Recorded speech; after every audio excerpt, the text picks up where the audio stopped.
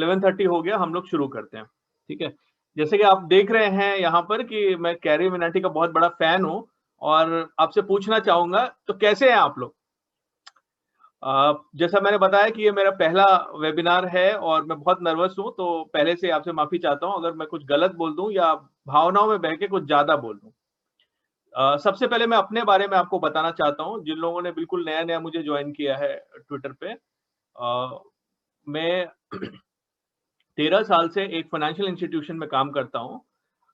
अभी मैं currency trading करता हूँ और यूएस इंटरेस्ट रेट्स में ट्रेडिंग करता हूँ उस इंस्टीट्यूशन के लिए। मैं अनोनिमस हूँ ट्विटर पे और उसका रीज़न यही है क्योंकि मैं अपने एम्प्लॉयर के साथ ज़्यादा एसोसिएट नहीं होना चाहता हूँ ट्विटर पे, ताकि मैं अपने व्यूज़, अपने जो मेरे ख़्यालात हैं, वो आपके सामने फ्री होके शेयर कर सकूँ। ठीक है? तो ये मेरे बारे में है। मैं स्टॉक मार्केट में, कमोडिटी मार्केट में तकरीबन 15 साल से एक्टिव हूँ और मैंने पहला ट्रेड जो किया था वो उसको करीब 20 साल हो गए। जब डब्ल्यूटीसी में अटैक हुआ था उससे भी पहले मुझे याद है सितंबर में अटैक हुआ था और मैंने जून, जुलाई, अगस्त में काफ़ी ट्रेडिंग करी थी। वो डॉट कॉम बबल वगैरह का वो सब टाइम था। ठीक है? तो ये मेरे बारे में बहुत ब्रीफ इंट्रोडक्शन मैंने दिया। बाद में वीडियो अगर टाइम मिलेगा तो मैं और बताऊँगा मेरे बारे में, बट सबसे पहले मैं फोकस करना चाहता हूँ आज के वेबिनार के एजेंडा पे। मेरे हिसाब से 3 तरीके के लोगों ने वेबिनार में इंटरेस्ट शो किया है। एक तो वो लोग हैं जो बिल्कुल ही नए-नए, जिन्होंने मुझे फॉलो करना चालू किया है, जिन्होंने ऑप्शन में ट्रेडिंग बहुत थोड़ी करी है और ट्विटर पे भी शायद ज़्यादा लोगों को नहीं फॉलो करते हैं। उनको शायद स्ट्रैडल भी कम पता होगा, उनको स्टॉक मार्क भी कम पता होगा। उनको मैं सबसे पहले एड्रेस करूँगा, ठीक है? और वहाँ जब मैं वो एड्रेस कर रहा हूँगा तो मैं थोड़ा स्लो भी जाऊँगा।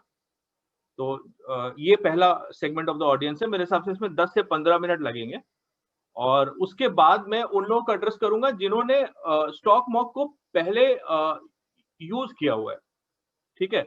उन्होंने स्टॉक मार्क को यूज़ किया, उन्होंने ये सुना हुआ है कि 920 स्ट्रैडल क्या होता है। उन्होंने शायद ट्रेडिंग भी करी होगी, महीने 2 महीने प्रॉफिट भी कमाए होंगे और कभी एक बड़ा लॉस हो गया होगा, फिर उन्होंने उसे ऑन एंड ऑफ छोड़ दिया होगा।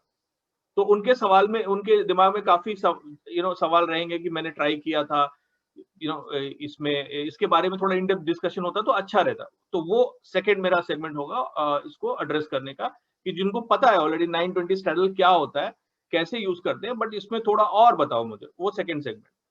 उसमें उसमें थोड़ा ज़्यादा टाइम लगेगा क्योंकि उसके लिए मेरे पास काफ़ी मटेरियल है, जो मैंने ऐड ऑन थोड़ी रिसर्च करी हुई है, वो भी मटेरियल मेरे पास है।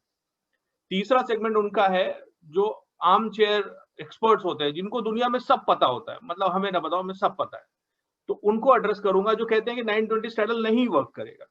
वो ये नहीं बताते क्यों नहीं वर्क करेगा, वो इन डेप्थ डिस्कशन में कभी नहीं जाते। उनका है हमें सब पता है, ये वर्क नहीं करेगा, उनको भी एड्रेस करूंगा। वो थोड़ा ज्यादा टेक्निकल होगा, इसलिए उसको लास्ट में रखा है, ठीक है? और फिर मैं क्वेश्चन आंसर दूंगा। तकरीबन 1 से 1.5 घंटा ये वेबिनार मेरे हिसाब से चलना चाहिए। लेट्स सी, ठीक है? तो सबसे पहले हम लोग शुरू करते हैं कि ये स्ट्रैडल क्या होता है, ठीक है? तो अगर आपको ये ऐसे समझाऊं कि एक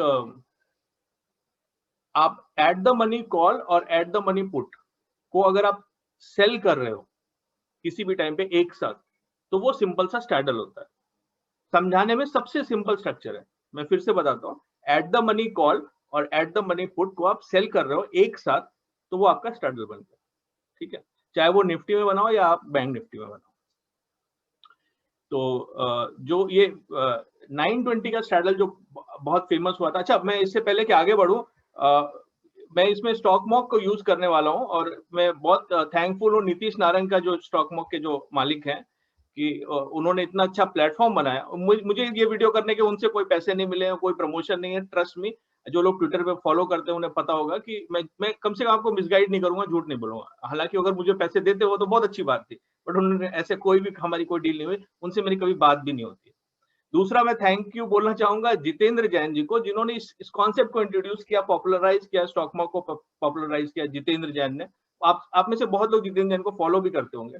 वो भी फ्री में काफी स्ट्रेटजीज शेयर करते रहते हैं और मैं उनको भी वो बोलूंगा, क्योंकि उन्होंने ये 920 स्ट्रैडल सबसे पहले मैंने उन्हीं से सुना था और उसके बाद इसको रिफाइन करता गया।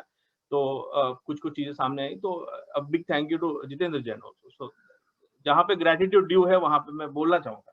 अभी 920 स्ट्रैडल जैसे मैं आपको बता रहा था कि आप 920 पे ठीक कॉल भी सेल करते हो और पुट भी सेल करते हो, एटीएम एट द मनी, ठीक है, एट द मनी कॉल और पुट सेल करते हो, और उसके बाद आप 3 बजे तक, 3:15 बजे तक वेट करते हो। इसमें आप दोनों साइड का स्टॉप लॉस लगाते हो। मैं अभी स्टॉक मार्केट के पेज पे जा रहा हूं। जैसे कि ये सिंपल सा ये सिंपल सा मैंने निफ्टी का वीकली लिया हुआ है, जिसमें मैंने एटीएम पुट और कॉल को सेल किया हुआ है। निफ्टी वीकली पुट और कॉल एटीएम है दोनों, ठीक है, और मैंने इसमें स्टॉप लॉस लगा हुआ है 25% का, ठीक है। तो आपने सीधा 920 पे इसको सेल कर दिया और आपने स्टॉप लॉस लगा दिया 25% का। इसको जब आप मान लो कि मैंने टाइम यहाँ पे 950 लिया हुआ है, आप 920 का टाइम ले लो,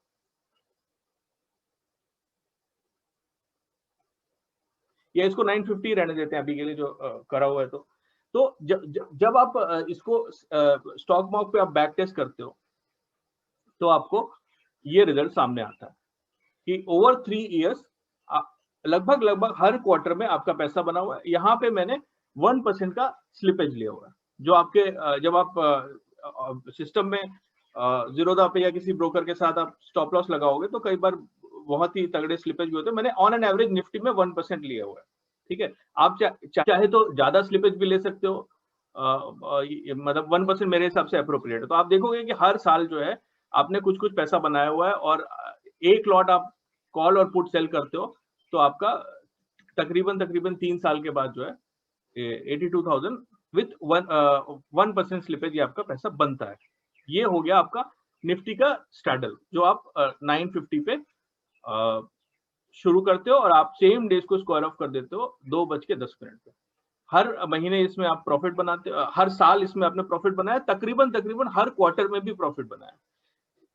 लेकिन जैसे कि कोई भी स्ट्रैटेजी होती है, इसमें किसी भी स्ट्रैटेजी में ऐसा नहीं है कि किसी महीने आपको लॉस नहीं होगा। अगर आपने ये स्ट्रैटेजी मान लो कि 2020 के अप्रैल में शुरू की होती तो अप्रैल में भी लॉस होता, मई में भी लॉस होता, जून में भी लॉस होता। आपको लगता है कि इससे बेकार घटिया स्ट्रैटेजी तो कोई है नहीं, लेकिन आपको ये देखना है कि ओवरऑल आपको प्रॉफिट हो रहा है। ये चीज आपको किसी भी तरीके के बैक टेस्ट से पता चलती है। बट एनीवेज, तो हम लोग बात कर रहे थे कि ये अगर आप हर साल करोगे तो हो सकता है कि आपको 3 महीने भी लगातार लॉस हो, या 1 महीने लॉस हो, फिर आपको प्रॉफिट हो, और फिर आपको लॉस हो जाए। तो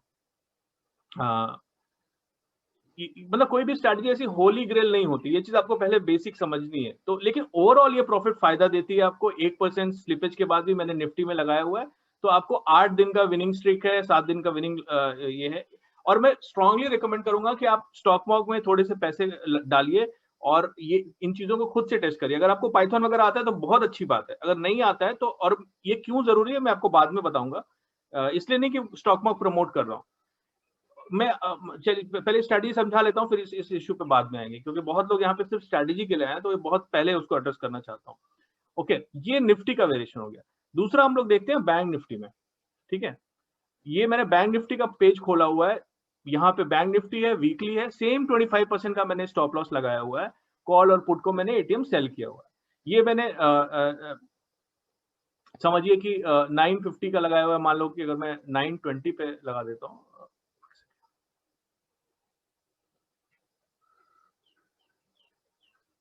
और इसका एग्जिट में आपको 3:10 पे लगा देता हूँ, ठीक है। इसको हम लोग फिर से बैक टेस्ट कर लेंगे, और स्ट्रैटेजी भी सिंपल है और इस प्लेटफॉर्म पे बैक टेस्ट करना भी बहुत सिंपल है।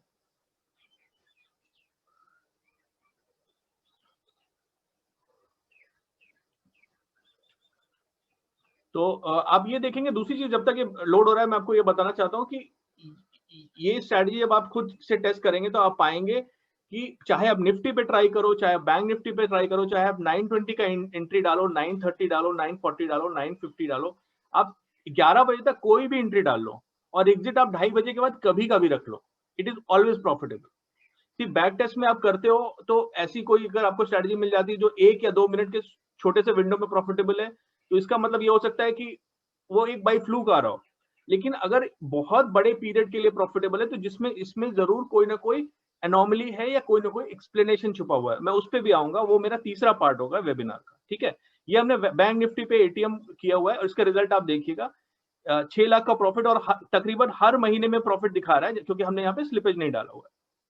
और जब हम यहाँ पे स्लिपेज डाल देंगे, बैंक निफ्टी में स्लिपेज ज्यादा होता है तो मैं 2% का स्लिपेज ले रहा हूँ। ठीक है, तो 2% का जब आप स्लिपेज लोगे तो आप देखोगे कि कई महीनों में लगातार लॉस हो रहा है और आपका 6.5 लाख से प्रॉफिट घट के 2,70,000 ही बचा। तो इसमें ये बात भी समझने वाली बात है दोस्तों कि स्लिपेज का बहुत बड़ा रोल होता है। जब आप ऑप्शन किसी भी तरीके का करते हो, आप इस चीज से फैसिनेट मत हो जाओ कि आपको 1 दिन या 2 दिन प्रॉफिट हुआ, कभी आपको भयानक स्लिपेज हो सकता है। और ये स्टॉक मार्केट की बहुत बड़ी खासियत है, आपको बिना पैसे खर्च के ये बता रहा है कि आपको स्लिपेज से कितना फर्क पड़ रहा है। अगर मैं यहीं पे 1% का स्लिपेज डालता हूं तो, या 1% का जो वो डालता हूं, तो आप देखो सिचुएशन कितनी बदल जाती है। आप मोस्ट ऑफ द मंथ आप प्रॉफिटेबल हो, आपको सिर्फ 2। तो ये देख के आप बहुत फैसिनेट मत हो जाओ कि अरे हर महीने प्रॉफिट होने वाला है। एक्चुअल में आपका स्लिपेज इससे ज्यादा भी हो सकता है। ठीक है, मैं 2% का बैंक निफ्टी में लेके चलता हूं। मेरे एक्सपीरियंस से मैंने तकरीबन 6 महीने इन स्ट्रेटजीज को ट्राई किया और 3 महीने स्लिपेज मैंने एक रफ शीट में नोट किया हुआ है। तो 2% इस मतलब थोड़ा सा कंजर्वेटिव साइड में ही है। मतलब 100 रुपए का अगर ऑप्शन बेच रहे हो आप, या 100 रुपए का ऐसे लेट हो रहा है, तो आप 2 रुपए का हर बार मान रहे हो कि आपको वर्स्ट प्राइस मिलेगा। तो देखा आपने 2% का मैंने डाला तो ये 3 महीने स्ट्रेट ऑन जो है लॉस में चले गए, ये 2 महीने लगातार लॉस में चले गए। और ये पेपर पे बड़ा इजी लगता है। 2 महीने अगर आपको किसी भी स्ट्रेटजी में लॉस हो रहा है तो आप, अगर आपका कैपिटल ज्यादा नहीं है तो आप हिल जाते हो।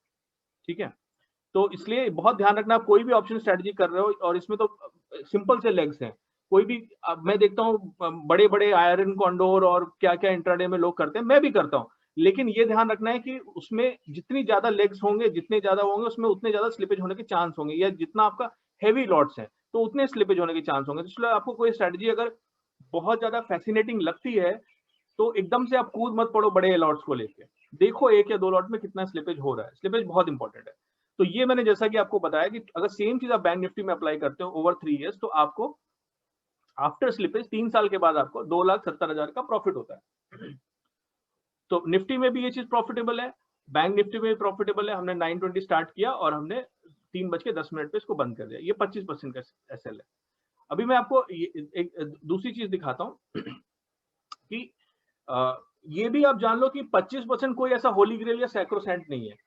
आप इसको 30% डाल सकते हो, 40% डाल सकते हो, 45% डाल सकते हो, 50 डाल सकते हो, 60 डाल सकते हो। कितना भी डालोगे ये प्रॉफिटेबल आएगा, क्योंकि इसके बैकबोन में जो लॉजिक है वो बहुत सॉलिड है।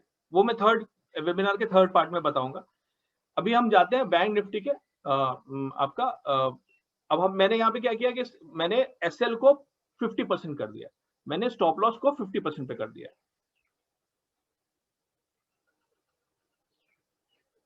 अभी मुझे चैट में लोग पूछ रहे हैं कि व्हाट इज स्लिपेज।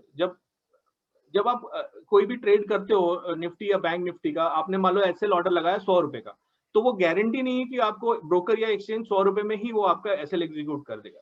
100 रुपए में ट्रिगर होता है और उसके बाद का जो बेस्ट प्राइस होता है वो आपको मिलता है। तो अगर मार्केट तेजी से आपके अगेंस्ट जा रहा है और 100 रुपए पे आपका ऑर्डर ट्रिगर हुआ और अगला जो अवेलेबल है बिड ऑफर वो अगर 112 रुपए का है, तो आपका वो ट्रेड एग्जीक्यूट होगा 112 रुपए, मतलब कि आपको 12% का स्लिपेज चला जाएगा उस डील में। तो ये स्लिपेज है कि आपका ट्रिगर कब हो रहा है और आपको प्राइस क्या मिल रहा है। ठीक है, क्वेश्चंस मैं बाद में लेता हूँ, ये मेरा नहीं तो फ्लो टूट जाएगा। तो मैं ये बता रहा था कि अगर आपने 920 पे लिया बैंक निफ्टी का वीकली, 50% ऐसे लगा के लिया आपने, और इसको एग्जिट आपने किया 3:10 पे सेम बाकी, और ये हमने पूरा इसको बैक टेस्ट किया 2% स्लिपेज के साथ, तो आप देखोगे कि इसमें आपको तकरीबन 2 लाख का प्रॉफिट है आफ्टर 2% स्लिपेज। ठीक है, कुछ लोगों का वीडियो यहाँ पे आ रहा है, प्लीज वीडियो अपना ऑफ कर दीजिए, ऑडियो भी ऑफ कर दीजिए। ठीक है, अब तो ये बैंक निफ्टी का आपका 50% अगर आप लेके चलते हो तो ये दोनों चीजें बहुत पॉपुलर हैं, बहुत लोग कर भी रहे हैं, और बहुत लोगों ने इसमें अगस्त सितंबर अक्टूबर में अच्छा टाइम था तो अच्छा पैसा भी कमाया।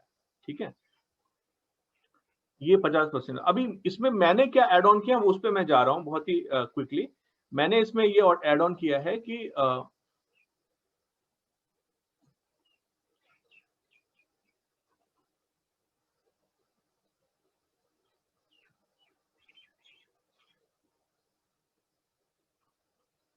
कि अगर बजाय एक लॉट सैडल सेल करने के आप 2 लॉट सेल करो, मतलब 2 सैडल एक साथ सेल करो, और सारे के सारे एटीएम ही होने चाहिए, सारे के सारे एटीएम होने चाहिए, पुट और कॉल, ठीक है। और पहले वाले में आपने 25% का स्टॉप लॉस लगाया, दूसरे वाले में आपने 50% का स्टॉप लॉस लगाया। सेम 920 का आपका एंट्री है और आपका 3:10 पे आपका एग्जिट है, ठीक है। अगर आपने ऐसा लगाया तो मतलब आपने जो हमने पहला केस देखा था बैंक निफ्टी का 25% एसएल पे, और ये सिंगल लेग का एसएल है, एक ही लेग में आप एसएल लगाते हो, तो 25% पे आपका एसएल है, और दूसरा हमने देखा था 50% पे एसएल है। हमने इन दोनों को मिला दिया, ठीक है, और सेम हमने 920 पे एंट्री डाला है और ये 3:10 पे इसका एग्जिट डाला है। तो हमारे रिजल्ट क्या आते हैं? हमारे रिजल्ट जो है तकरीबन वैसे ही आते हैं, क्योंकि पहले हमें 2 लाख का प्रॉफिट आ रहा था और दूसरे वाले में 2,70,000 आया था, वो मिल के आ गया। लेकिन इसमें ब्यूटी क्या है कि इसमें आपका बाकी के रेशियोज काफी अच्छे हो गए, आपके जो लॉस मेकिंग मंथ्स थे वो कम हो गए, रिजल्ट आपका नॉर्मलाइज्ड हो गया। तो ये मैं आपको ये दिखाना चाह रहा हूं कि जब आप 2 स्ट्रेटजीज को मिला देते हो तो आपका जो ड्रॉडाउन है वो कम दिन होता है, और आपका मतलब जो ड्रॉडाउन का परसेंटेज है वो भी कम हो जाता है, number of days of drawdown है वो भी कम हो जाता है, और साथ में आपका जो इक्विटी कर्व है वो ज्यादा स्मूथ हो जाता है। ये चीज मैं आपको सिंपली दिखाना चाह रहा था। प्रॉफिट आपका ओवरऑल उतना ही रहेगा, ठीक है, प्रॉफिट आपका उतना ही रहने वाला है, लेकिन आपका जो विनिंग परसेंटेज है आप पहली वाली स्ट्रेटजी में देखोगे तो 59 पर, हालांकि बहुत फर्क नहीं दिख रहा है, बट रियल लाइफ में काफी फर्क पड़ जाता है। यहाँ पे आपका विनिंग परसेंटेज 62% था, यहाँ पे आपका विनिंग परसेंट 60% है, लेकिन और ये मैंने 2% स्लिपेज के साथ लिया हुआ है। लेकिन आप देखोगे पहले जैसे 3-3 महीनों में लगातार लॉस हो रहा था, तो वो चीज आपकी नॉर्मलाइज हो रही थी, और ओवरऑल प्रॉफिट आपका उतना ही रहता है। तो ये चीज मैं आपको दिखाना चाह रहा था, जो मेरा एक एड ऑन है इसमें, कि अगर आप 2 स्ट्रेटजीज को मिक्स कर देते हो, और तो थोड़ा सा आपका रिजल्ट जो है वो नॉर्मलाइज हो जाता है, आपका ये क्या बोलते हैं, आपको ओवरऑल प्रॉफिट सेम रहता है, लेकिन रिजल्ट्स आपको थोड़े बेहतर मिलते हैं इन अदर पैरामीटर्स, आपके मैक्स लूजिंग स्ट्रीक वगैरह कम हो जाता है।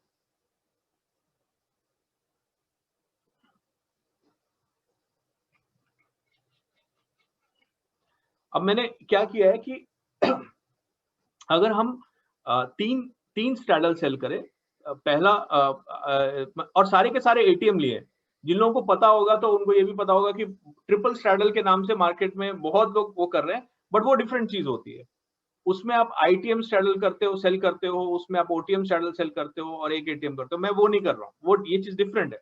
इसमें सारे के सारे कॉल और पुट एटीएम होते हैं, ठीक है, बस उनका एसएल जो होता है वो अलग अलग उसमें होता है। 25% पे पहले का होता है, दूसरे में 50% का होता है, तीसरे में 75% का होता है, ठीक है। तो इसके रिजल्ट भी एक बार देख लेते हैं हम। 920 पे इसकी एंट्री है और हमारा 3:10 पे इसका एग्जिट है। तो इसमें तकरीबन आपको अगर मैं बिना स्लिपेज के आपको दिखाऊं, जो कि यहाँ पे एक बात और आपको बताना चाहूंगा, बिना स्लिपेज के आप देखोगे तो आपको हर महीने प्रॉफिट दिखेगा, ऑलमोस्ट हर महीने बहुत छोटे लॉस दिखेंगे आपको, ठीक है, और आपका विनिंग एक्यूरेसी भी 73% दिखेगी, रिटर्न टू एमडीडी रेशियो 11 के आसपास दिखेगा। ये स्क्रीनशॉट बहुत लोग पेस्ट करते हैं, इस तरह का स्क्रीनशॉट ट्विटर पे, उससे आपको गुमराह होने की जरूरत नहीं है, क्योंकि जैसा मैंने बताया सबसे बड़ा रोल इसमें स्लिपेज का है।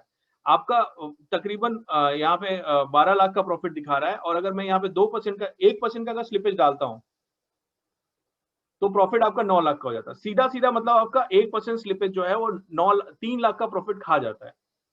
और मैं जैसा कि मैं बताता हूँ, थोड़ा कंजर्वेटिव लेके चलते हैं, अगर आप 2% का स्लिपेज लेके चल रहे हैं तो आपका प्रॉफिट आधा हो जाता है, 12 लाख से आपका प्रॉफिट 6 लाख रह जाता है, ठीक है। मैं ये वेरिएशन अक्सर यूज करता हूँ अपने पर्सनल ट्रेडिंग में, ये अक्सर यूज करता हूँ, जिसमें आप 3 अलग अलग करते हो, और इसमें 25% पे, 50% पे और 75% पे आप ऐसे लगाते हो।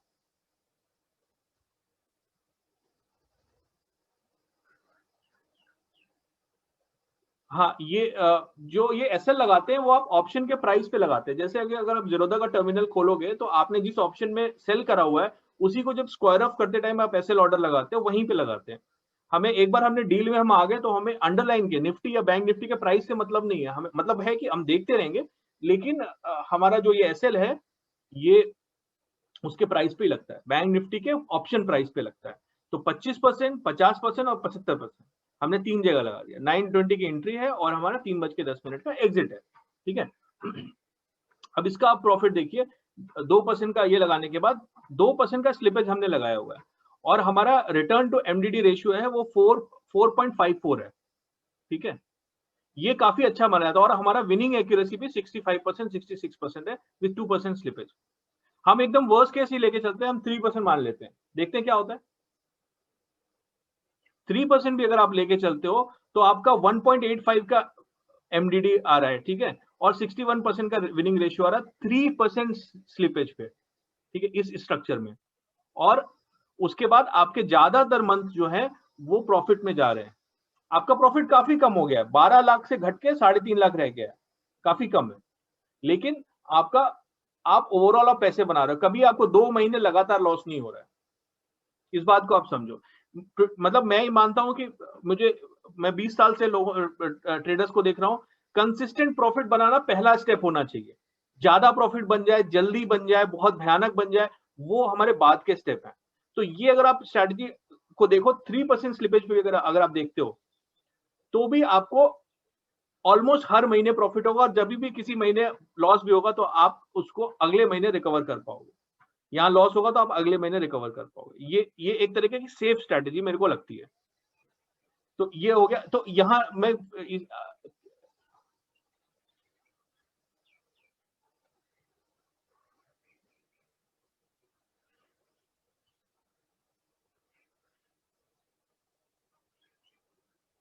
तो ये अगर किसी को इसमें जो मैं बहुत ही बेसिक लेवल के क्वेश्चंस मुझे अभी लोग पूछ रहे हैं कि कैसे स्टॉप लॉस लगाना है, तो मैं जीरोधा में कल मंडे को स्टॉप लॉस लगा के एक छोटा सा वीडियो आपको डाल दूंगा कि आपने अगर 3-3 लॉट कॉल और पुट किए हुए हैं तो सब में आप सेपरेटली लगा सकते हो ना। जब उसको राइट क्लिक करते हो आप एग्जिट के लिए, तो वहां पे क्वांटिटी आप चेंज कर सकते हो, वो मैं लगा दूंगा। These are very basic question, ठीक है।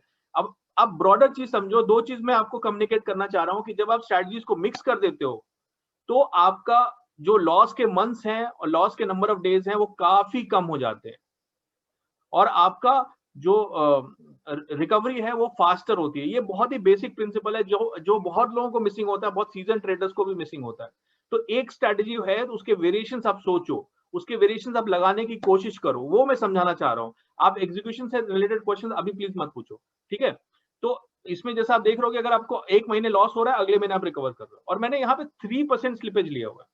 हर डील में 100 में 3 रुपए का मैं नुकसान लेके चल रहा हूँ, फिर भी आप हर साल पैसे कमा रहे हो, आप हर ऑल्टरनेट महीने में तो कमा ही रहे हो, और कोई भी 2 महीने का जो सम है वो नेगेटिव नहीं है। मतलब अगर आपने 60 डेज किया तो आपको प्रॉफिट हो ही रहा है, ठीक है। ये बैक टेस्ट की बात बता रहा हूँ मैं। अब हम इसमें और भी वेरिएशन करेंगे कि ये तो बेसिक था कि ये स्ट्रेटजी मैं कैसे करता हूँ। मैं ये चीज को मैं करता हूँ प्रैक्टिकल लेवल में 6 महीने से कर रहा हूँ, और मुझे इसमें ठीक ठाक प्रॉफिट होता है। अब हाँ, इसमें आते हैं पोजीशन साइजिंग की बात, ठीक है। तो आप पोजीशन साइजिंग कैसे करते हैं दोस्तों? ऑप्शन में लोग पोजीशन साइजिंग बिल्कुल गलत करते हैं। उनका ये मानना होता है कि मेरा मार्जिन कितना ब्लॉक कर रहा है, एलएस ब्लू है या आस्था है या जीरोधा है, मेरा मार्जिन कितना ब्लॉक कर रहा है और मेरा रिटर्न उस पर। नहीं, ऐसा नहीं है। मैं आपको बता रहा हूं, मेरे को ऑप्शन ट्रेड करते हुए 15 साल से ऊपर हो गया और ट्रेडिंग एक्टिवली करते हुए 18 साल हो गया। ये बिल्कुल गलत तरीका है। आपको ये देखना है कि मार्केट में बड़ा पैसा फ्री में कहीं नहीं रखा हुआ है। मैं जो थंब रूल मान के चलता हूं कि आपका रिस्क फ्री इंटरेस्ट रेट क्या है।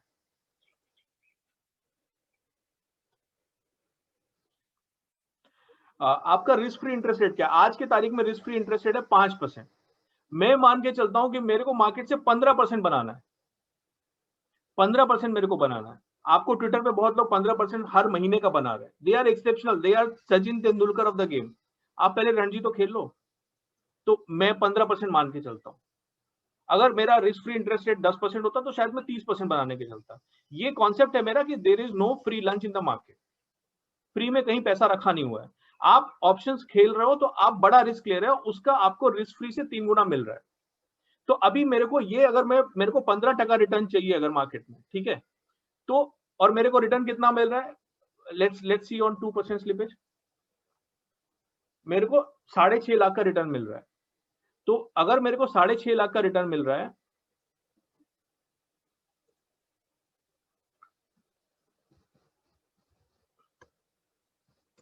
ठीक है, तो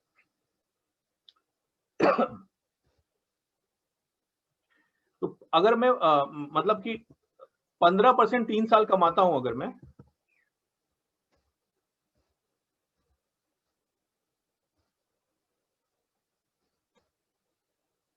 तो 15% के हिसाब से 3 साल में मेरा पैसा 1.5 गुना होना चाहिए, ठीक है ना भाई।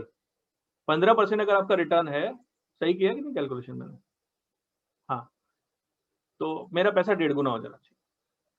तो इसका मतलब कि कुछ मैं 8 या 9 लाख रुपए लगाऊंगा तब मैं ये कर पाऊंगा। ये मेरा रिस्क मैनेजमेंट होना चाहिए। टारगेट होना चाहिए कि मैं 15% कमाऊं। तो मेरे हिसाब से अगर ये आप कर रहे हो तो आपके पास 9 लाख रुपए होने चाहिए। अब मैं ये जो बात बता रहा हूँ ये रिस्क मैनेजमेंट की, ये बहुत लोगों को अभी एकदम डिसअपॉइंट कर देगी, क्या स्ट्रेटजी है, तो 1 घंटा बर्बाद हो गया मेरा, आधा घंटा बर्बाद हो गया। मतलब अगर आपके पास 9 लाख रुपए हैं तो आप पहले साल में 90,000 रुपए बनाओगे आफ्टर स्लिपेज एंड चार्जेस, मतलब आप सिर्फ 10% बनाओगे। दूसरे साल में आप 1,15,000 बनाओगे, मतलब 10% बनाओगे। तीसरा साल बेहतर था तो आप शायद 15 या 18%, मतलब ओवरऑल आप 15% बनाओ। इस तरीके की थिंकिंग से आपको ऑप्शंस को अप्रोच करना है। अगर आप बिगिनर हो या इंटरमीडिएट लेवल हो, और या अगर आपने 3-4 साल का आपका प्रॉफिट का ट्रैक रिकॉर्ड है, तो आप ऐसे अप्रोच करो किसी भी स्ट्रेटेजी को, कि मेरे को साल के 15% निकालना है और उस हिसाब से मैं अपना रिस्क मैनेजमेंट करूंगा। तो जिसके पास अगर 9 लाख रुपए है, 9 लाख में तो आप मतलब कितने स्ट्रैडल बेच सकते हो इंट्राडे, और ये सारा इंट्राडे है। मतलब अगर सितंबर से पहले की बात करूं, मैंने तो ये अगस्त सितंबर ये नए मार्जिन रूल से पहले भी किया था, लेकिन मैं ये 9 लाख पे करता था। तो अगर आप 9 लाख, वो तो 9 लाख में आपको कितना बिचवा देंगे, वो तो मेरे ख्याल है आपके ये सारा एक एक लॉट है, एक एक लॉट है, वो आपको शायद 10-10 लॉट बिकवा देंगे। और आपको यहाँ पे रिटर्न दिखाई देगा कि ये तो 150% का रिटर्न बन रहा है महीने का, सॉरी साल का। वही अकाउंट ब्लो अप होता है। मुझे किसी ने ट्विटर पे पूछा था कि इसमें तो ब्लो अप का रिस्क रहेगा। ब्लो अप का रिस्क नहीं रहेगा एक्सट्रीम इवेंट में भी, क्योंकि आपका लॉट साइज छोटा होना है, आपकी एक्सपेक्टेशन छोटी होनी है। अगर ऑप्शन इतना डेंजरस क्यों माना जाता है, क्योंकि लोग बहुत ज्यादा लेवरेज से ऑपरेट करते हैं। तो मैं छोटी सी बात आपको काफी ज्यादा एम्फेसाइज करने की कोशिश कर रहा हूँ। अगर आप मेरी ये सुझाई हुई स्ट्रेटजी अगर आप करते हो, या इसका बेसिक वर्जन भी करते हो, तो आपको रिटर्न को ओवरऑल 15% मान के चलना है। अब इसी को फिर से बैक कैलकुलेट कर लेना। अगर आप एक एक लॉट का ही आपके पास पैसा है, तो जब तक आपके पास 3 लाख रुपए नहीं है, तो ये आप मत करो। 30,000 रुपए से आप ऑप्शन मत करो। 3 लाख रुपए है, मैं तो कहता हूँ अगर आप बिगिनर हो तो 4 लाख से शुरू करो। 4 लाख है तो आप एक लॉट सेल करो, और आप 10% बनाओ। आप बना के दिखाओ ना 10% पहले, समझ रहे हो मेरी बात। और बीच में ये दोस्तों ये लंबी जर्नी है, बीच में आपको काफी कुछ मिलेगा सीखने को, और रिस्क मैनेजमेंट में भी आपको सीखने को मिलेगा, स्ट्रेटजीज में भी आप बेहतर होते जाओगे। शुरुआत आप क्या बोलते हैं उसको, ब्रेटली की बॉल फेस नहीं कर सकते हो, वो तेंदुलकर के लिए छोड़ दो। शुरुआत में आप नेट प्रैक्टिस करो, आप छोटे लॉट से शुरू करो। और उसका थंब रूल मैंने जैसे कि आपको बताया कि आप इसकी पोजीशन साइजिंग ऐसी होनी है कि आप 15% का रिटर्न मान के चलो। अगर कल के गवर्नमेंट इंटरेस्ट रेट बढ़ाती है और आपका risk free rate of return बढ़ जाता है, तो आप ज्यादा रिटर्न एक्सपेक्ट कर सकते हो, क्योंकि ऑप्शन के प्रीमियम भी उस हिसाब से वेरी करते हैं, उसमें एक इंटरेस्ट रेट का फैक्टर होता है। ठीक है, तो ये हो गई अपनी पोजीशन साइजिंग की बात। अब ये पहला जो मेरा वेबिनार का पार्ट था वो खत्म हो गया, जिसमें मैंने आपको स्ट्रैटेजी बता दी कि बेसिक स्ट्रैटेजी क्या है। फिर से रिकैप कर देता हूँ। आपको एटीएम ही सेल करने हैं, 3-3 लॉट करने हैं, मतलब 3 लॉट पुट और 3 लॉट कॉल, और उसमें सब में सेपरेट लगाना है, 25% पे, 50% पे और 75% पे। 920 पे करो या आप 930 पे करो, डजेंट मैटर। ठीक है, आप एग्जिट भी आप वो कर सकते हो। ऐसा नहीं है कि अगर आपके पास एल्गो नहीं है, कंप्यूटर नहीं है, 920 मिस हो गया तो आप 922 कर लो, कुछ फर्क नहीं। 920 हम 923 कर लेते हैं just for the sake of it. 3 minute late हो गए आप मान लो।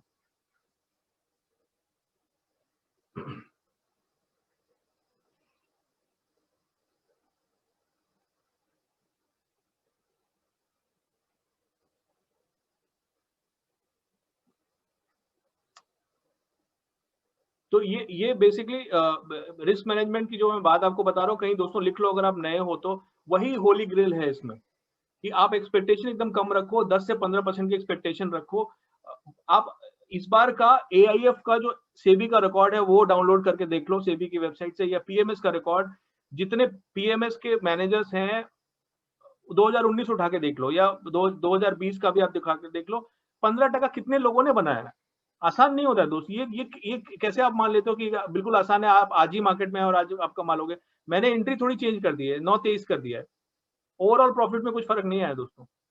तो इसलिए इसको बिल्कुल you don't have to be anal about it. आपको ऐसा नहीं जाना है कि साला मेरी 9-20 मतलब मैं नहा के आया, पूजा किया और 9-20 में बैठ गया, मैंने 9-20 सेल करना, नहीं, it's a very robust strategy.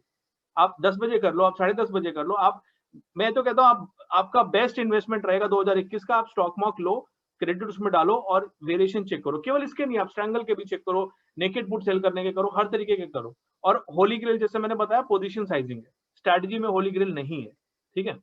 अब मैं इसके दूसरे पार्ट में आता हूँ, सेकेंड पार्ट, जो मैंने इसमें जो वेरिएशन किए जिसकी वजह से मुझे फायदा हुआ है, ठीक है। ये पहला बेसिक स्ट्रैटेजी खत्म हो गया। देखो इसमें आपने ये चीज तो समझिए दोस्तों कि सबसे बड़ा रोल जो है वो आपका स्लिपेज पे है। और स्लिपेज कब आता है? स्लिपेज तब आता है जब आप ट्रेड करते हो।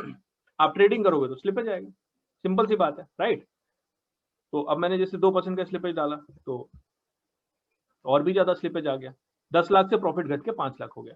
तो जब आप ट्रेड करते हो तो स्लिपेज आएगा। ट्रेड ही मत करो, मतलब ये कैसी बात होगी, ट्रेड मत करो। मेरे कहने का मतलब है कि आपको वैसे भी ऑप्शन सेलिंग ऐसा काम है कि जिसमें ब्लो अप रिस्क रहता है, आप आग से खेल रहे हो, तो आप वैसे ही दिनों पे खेलो जब आपके जीतने की चांसेस ज्यादा है। तो यहाँ पे जैसे आप देखोगे कि ये डे वाइज आउटकम दिया हुआ है, तो मैंने जो अपना बैक टेस्ट में पाया कि ऑप्शन जो होता है वो लीनियरली डिके नहीं करता है। जो थीटा डिके होता है वो लीनियरली नहीं होता, उसके प्राइस जो है धीरे धीरे कम होते हैं, लेकिन लीनियर नहीं होते। सबसे ज्यादा थर्सडे को और वेडनेसडे को होता है, उससे थोड़ा कम ट्यूसडे को होता है। लेकिन बारिंग फ्यू इवेंट ड्रिवन, मतलब ऑप्शन तो काफी कॉम्प्लेक्स टॉपिक है, उसमें मैं नहीं जा रहा हूँ, फ्राइडे को और मंडे को काफी कम डिके होता है, ये मैंने पाया पर्सनली। तो मैं आपको शॉर्ट में दिखा रहा हूँ कि अगर आप फ्राइडे और मंडे को मत वो करो। ये कर्व फिटिंग नहीं है दोस्तों, क्योंकि ये ऑप्शन का बेसिक नेचर है। अगर आप वीकलीज कर रहे हो तो थीटा डिके का आप ग्राफ देख लेना कि आपको दिखेगा कि जितना आप दूर जाते हो एक्सपायरी डेट से उतना डिके कम होता है। तो मैंने मंडे को और फ्राइडे को नहीं किया। अभी मेरा ओवरऑल प्रॉफिट जो है आप देखोगे बढ़ गया है, ये फ्राइडे और मंडे इंक्लूड करने पे कुछ 5 लाख आ रहा था, मैंने यहाँ पे मंडे और फ्राइडे हटा दिया दोस्तों। मैं कम दिन ट्रेड कर रहा हूँ, इससे फायदा क्या हुआ, मेरा प्रॉफिट तो बढ़ गया, लेकिन यहाँ पे प्रॉफिट अपना कंसर्न नहीं है। 2% स्लिपेज पे अपना प्रॉफिट बढ़ गया, लेकिन यहाँ पे अपना कंसर्न प्रॉफिट नहीं है। अपना कंसर्न है स्लिपेज को कम करना। स्लिपेज कैसे कम होगा, जब हम ट्रेड कम करेंगे। और ट्रेड कैसे कम करेंगे, उसका हम कोई भी ऐसा रैशनल तरीका ले सकते हैं जिससे कि हमारे ट्रेड, तो हम भाई हमने मंडे को ये स्ट्रेटजी नहीं करनी है, हमें फ्राइडे को ये स्ट्रेटजी नहीं करनी, और हमारा प्रॉफिट भी बढ़ रहा है 1 लाख से, देखा आपने, राइट। हमारे विनिंग के परसेंटेज भी बढ़ रहे हैं, हमारा एमडीडी भी बढ़ रहा है, अगर हम मंडे को और फ्राइडे को नहीं कर रहे हैं, ठीक है। हमारे लॉस मेकिंग मंथ्स, और ये 2% स्लिपेज पे है बार बार, जो क्योंकि ये सेकंड पार्ट में हमारे वो दोस्त हैं जो इस स्ट्रेटजी को काफी कर चुके हैं, तो मैं बता रहा हूँ कि इसमें कोई स्लिपेज में कमी नहीं ली मैंने। तो जब आप इस कोई भी स्ट्रेटजी को आपको रोज नहीं करना है, ये मैं आपको होली ग्रेल ट्रेडिंग का नंबर 2 बता रहा हूँ। पहला होली ग्रेल था पोजीशन साइजिंग, दूसरा होली ग्रेल है ना ट्रेड करो जब आपको फेवरेबल कंडीशन नहीं है, तो trade less often, this is the second holy grail. आपको रोज ट्रेड नहीं करना है, ये आपकी दिहाड़ी नहीं है कि सुबह काम किया शाम को पगार मिली। You have to be intelligent about it, कब नहीं करना है। तो ये मैं आपको सेकंड पार्ट में बता रहा हूँ कि भैया इसको रोज नहीं करना है। तो उसी हिसाब से आप जब रिटर्न अपने इस स्ट्रेटजी का देखोगे ना, तो रिटर्न हायर है, क्योंकि बाकी आपका पैसा मंडे को और फ्राइडे को फ्री है कुछ और करने के लिए, ठीक है। किसी और स्ट्रेटजी में और भी बहुत सी स्ट्रेटजीज हैं, अगर आपके पास पैसा है तो आप डिप्लॉय कर सकते हो। लेकिन इसको मैं तो मंडे को और फ्राइडे को नहीं करता हूँ। इससे ये भी फायदा है कि अगर आप देखो कि जो ब्लो अप इवेंट्स होते हैं या जो फ्लैश क्रैश होते हैं या जो एक्सट्रीम स्लिपेज होता है, मैं मानता हूँ वो यूनिफॉर्मली डिस्ट्रीब्यूटेड होता है, कभी भी हो सकता है। तो आपने सीधे सीधे 5 में से 2 दिन हटा दिए, तो आपका जो ब्लो अप रिस्क है, फ्लैश रिस्क है, जो आपका रिस्क ऑफ हैवी स्लिपेज है, वो 2/5 से कम हो गया, बराबर है ना, वो प्रोबेबिलिटी कम हो गई। अभी हम जाते हैं इसमें, आप क्या क्या कर सकते हो कि इसमें यहाँ से आप डाउनलोड कर सकते हो, जो मैंने पहले से डाउनलोड कर रखा है ताकि हमारा थोड़ा टाइम बचे। तो मैंने सबसे पहले जो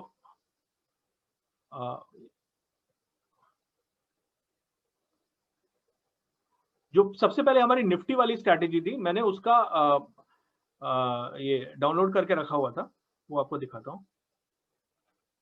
ठीक है, तो ये मैंने डाउनलोड करके डेटा को अपने हिसाब से सेट कर लिया है, जिसमें कौन सी डेट में ट्रेड हुई थी, उस दिन कौन सा दिन था, कितना प्रॉफिट बना, ये भी है कि निफ्टी में कितना गैप हुआ था, निफ्टी में कितना गैप हुआ था, मतलब उस दिन कितना गैप अप हुआ था या गैप डाउन हुआ था, और उस दिन अपना विक्स कितना था। बाकी के भी और वेरिएबल ये स्टॉक मार्केट टीम देती है, बट अपन ये 4 वेरिएबल्स पे फोकस करेंगे। समझ रहे हो ना? तो मैंने कि जैसा कि बताया कि ये तो सामने से दिख रहा है, किसी को भी दिखेगा कि अपने को कम ट्रेड करना है, क्योंकि हमको स्लिपेज कम करना है, और स्लिपेज तब कम होगा जब आपकी टोटल नंबर ऑफ ट्रेड्स कम होंगी।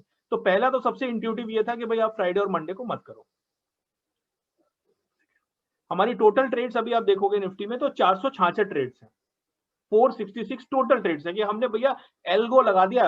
अपना क्या आजकल फैड क्या चला हुआ है कि हम गोवा में बैठ के पीना कोलाडा पिएंगे और हमारा एल्गो हमारे लिए पैसे बनाता रहेगा, हमें तो कुछ नहीं करना है।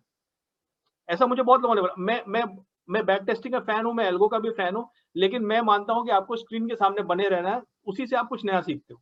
तो ये मैं पीना कोलाडा का बहुत बड़ा फैन नहीं हूं। ठीक है, तो ये अभी हमको ये इंट्यूटिवली समझ में आ गया कि 466 ट्रेड्स हैं, हमको इसको कम करना है।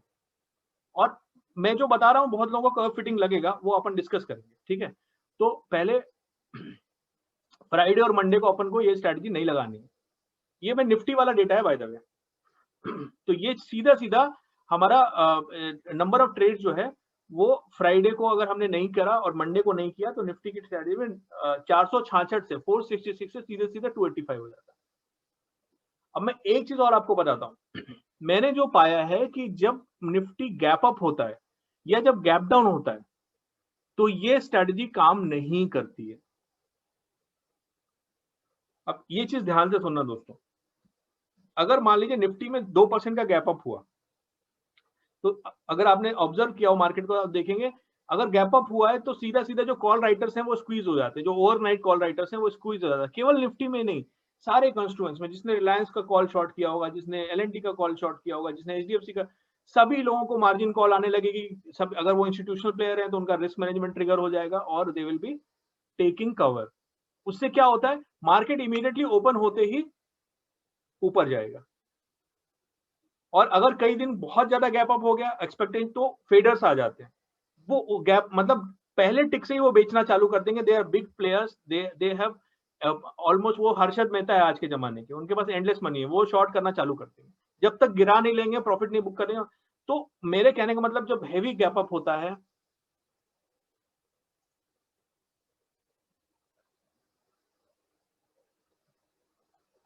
जब हैवी गैप अप होता है या हैवी गैप डाउन होता है, तो ऐसे केस में मार्केट शुरू सुबह सुबह तो अनस्टेबल रहता है। ये मेरा 15 साल की रीडिंग है।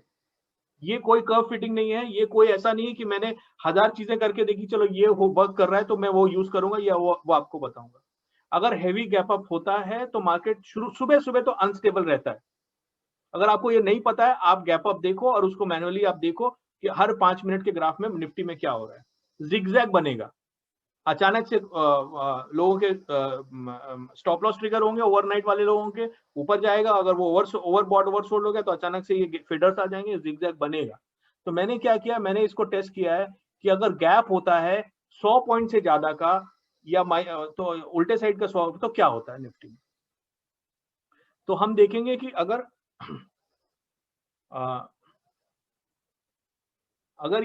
गैप इज मोर देन 100 या it is less than, sorry, ठीक है, तो क्या होता है, मतलब मैंने ये देखना है कि अगर हमारा निफ्टी 100 पॉइंट ऊपर खुलता है या 100 पॉइंट नीचे खुलता है, तो ऐसे में ये स्ट्रैटेजी क्या रिजल्ट देती है मुझे। ठीक है,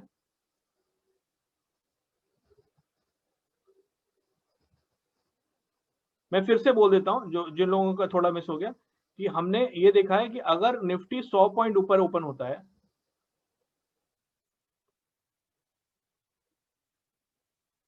या 100 पॉइंट नीचे ओपन होता है, 100 पॉइंट ऊपर ओपन होता है या 100 पॉइंट नीचे। तो मेरा ये मानना था कि ऐसे में शुरुआत का आधा घंटा तो बहुत अनस्टेबल होने वाला है।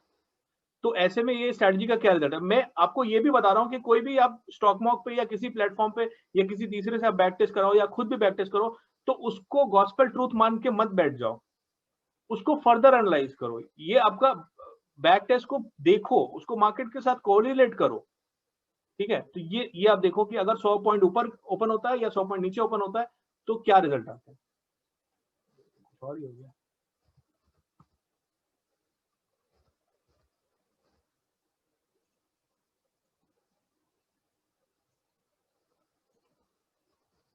ये मैंने यहाँ पे और नहीं लगाया था इसलिए।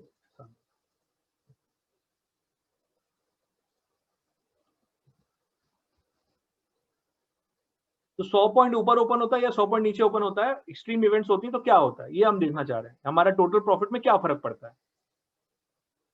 तो आप गैप अप और गैप डाउन के दिन दोस्तों आप तकरीबन 60 ट्रेड करते हो और आपको कुछ हासिल नहीं होता है और आपका ब्रोकर अमीर बन जाता है।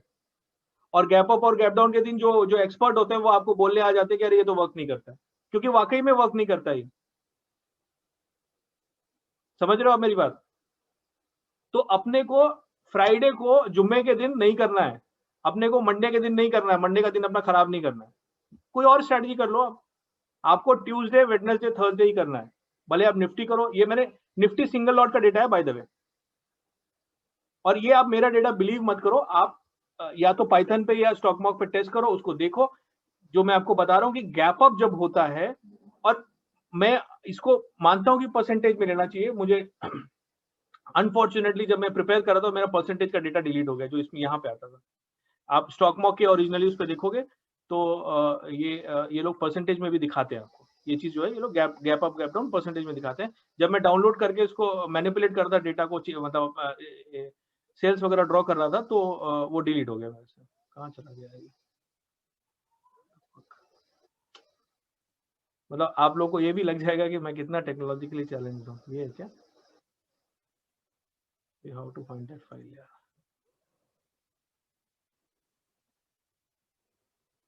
हाँ, तो गैप अप और गैप डाउन जो होता है हार्डली आप कभी प्रॉफिट बनाते हो। ओवरऑल प्रॉफिट आप 3-4 साल करते हो, आपको after charges, after slippage of Nifty का स्लिपेज 1%, आपको कुछ हासिल नहीं होता।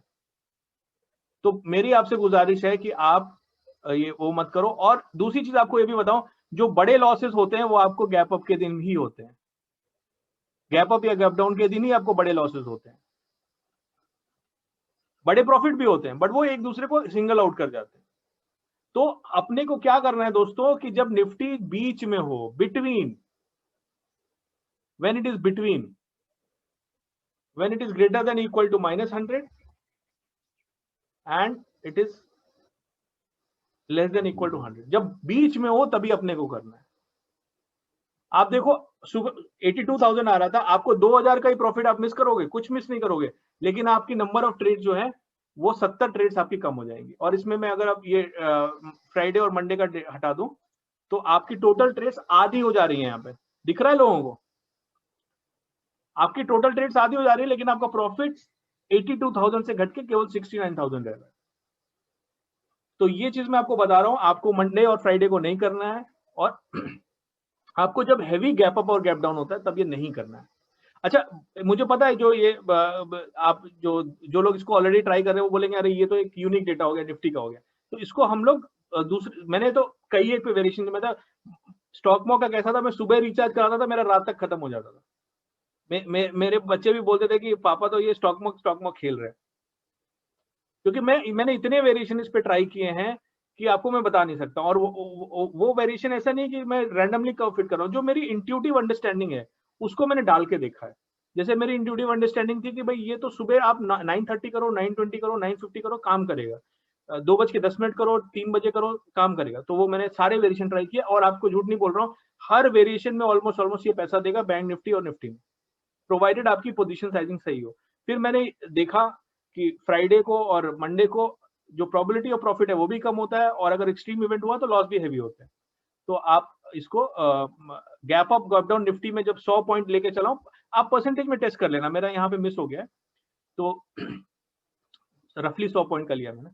तो आप गैप अप गैप डाउन जब हैवी होता है 100 से ज्यादा निफ्टी में तो आप मत करो, ठीक है। ये अपना हो गया। इसको अपन सेम चीज को अपन टेस्ट कर लेंगे बैंक निफ्टी के डेटा पे। ये जो सेटअप है ना, ये मैं एक्चुअल में करता हूं कि 25%, 50% और 75% वाला जो मैंने आपको अभी एक्सप्लेन किया था, इसका मैंने डंप लिया हुआ था। वो बैंक निफ्टी का डंप मैंने, क्योंकि ये जो स्टॉक मॉक से जो आप डाउनलोड करोगे ना, तो एक अलग फॉर्मेट में आता है, उस फॉर्मेट को चेंज करने में काफी टाइम लगता है। और इसके लिए मैं थैंकफुल हूँ, मेरा फ्रेंड है, उसका नाम है बाय द डिप, ये ट्विटर नेम है, तो उसने काफी हेल्प करी। मैं तो इतनी जल्दी कर भी नहीं पाता, तो इसलिए मैं पहले से करके रखा आपके लिए।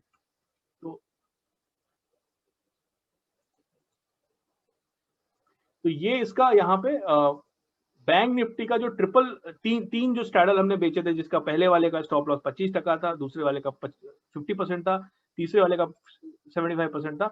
आफ्टर 2% स्लिपेज जो ये आ रहा था, उसका टोटल प्रॉफिट आफ्टर 2% स्लिपेज जो है 6,48,000 हो रहा था। जो मैं रिकमेंड करता हूं आपको, अगर आपके पास पैसे हैं, आपके पास 9-10 लाख रुपए, तो आप करो, और 3 साल करोगे आप, 3-3.5 साल, तो आपको आपका 9 लाख में आपको 6 लाख का प्रॉफिट हो जाएगा, जो कोई बुरा रिटर्न नहीं है दोस्तों। ऐसी स्ट्रेटेजी में जो आपको हर दूसरे महीने तो फायदा दे ही रही है। देखो किसी भी 2 महीने ये उसी का रिटर्न है एट 2%। ये 6,54,000 आपको 3 साल के बाद लगभग मिल रहा है, और इसमें ये किसी भी 2 महीने में लगातार आपको लॉस नहीं हो रहा है। ये उस स्ट्रेटजी का रिटर्न है। 15% मान के चलो आप साल का, अगर आप सही पोजीशन साइजिंग लेते हो। ये इसका रिटर्न। तो इसमें जैसा मैंने बताया कि आपको बैंक निफ्टी में भी ब्रीफली करके दिखा देता हूँ कि अगर आप मैंने इसको खैर फिल्टर आउट कर ही रखा है ट्यूसडे, वेडनेसडे, थर्सडे के हिसाब से। इसमें अपन गैप्स को देखते हैं। मैंने ये परसेंटेज जैसे बताया मैंने कि निफ्टी में वो डिलीट हो गया था, वो पर्टिकुलर कॉलम जो है वो गलती से मैंने निफ्टी कहाँ गया, ये यहाँ पे डालते टाइम डिलीट हो गया था। यहाँ पे अपन इसको इंट्यूटिवली समझने की कोशिश करेंगे कि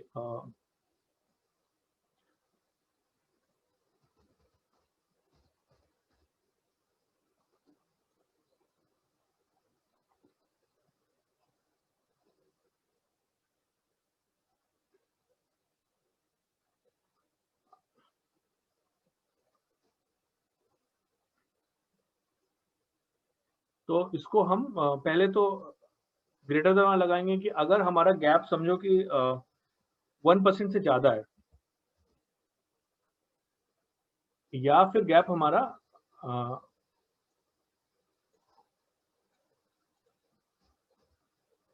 1% से कम है, ठीक है। गैप हमारा, मतलब मेरा मानना है कि बैंक निफ्टी तो वैसे ही बड़ा वॉलेटाइल इंस्ट्रूमेंट होता है, और उसमें मतलब काफी फेडर्स भी एक्टिव होते हैं, और फॉल्स ब्रेकआउट्स भी बहुत होता है, और एशिया में सबसे ज्यादा ट्रेडेड इंस्ट्रूमेंट आज की तारीख में बैंक निफ्टी है, और उसमें बहुत ढेर सारे एल्गो भी चलते हैं। एल्गो चलने का ये होता है कि ब्रेकआउट पॉइंट्स पे काफी आपको फेक ब्रेकआउट मिलना शुरू हो जाते हैं, तो इसलिए बहुत से लोग तो बैंक निफ्टी में ट्रेड ही नहीं करते।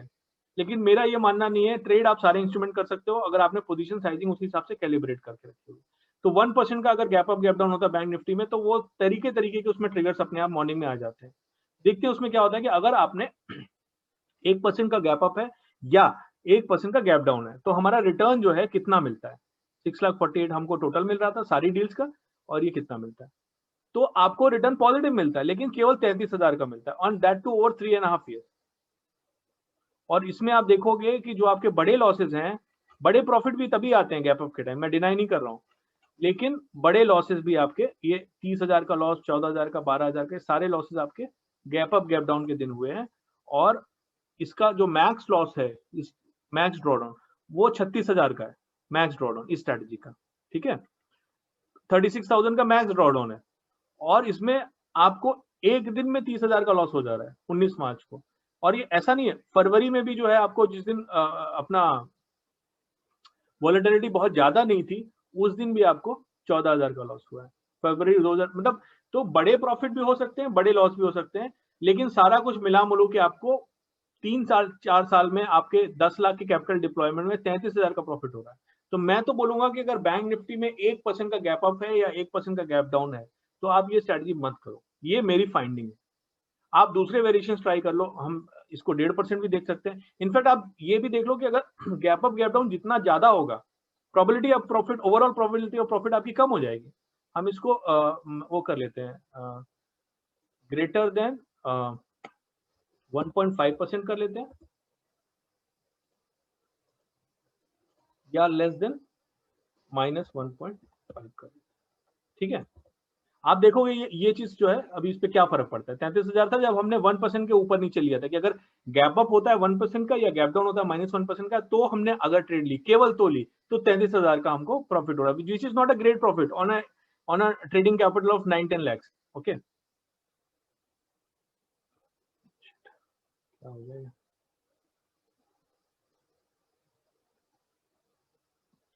Greater than 1.5%।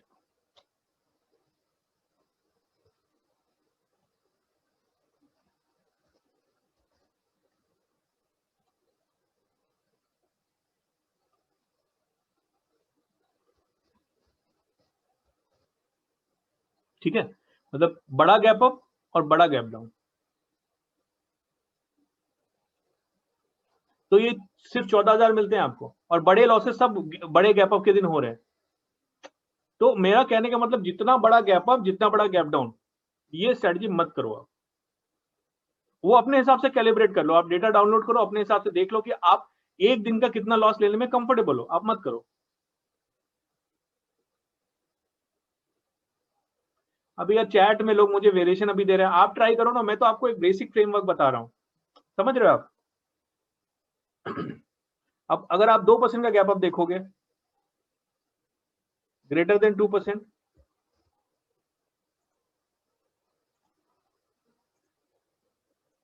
Less than -2%।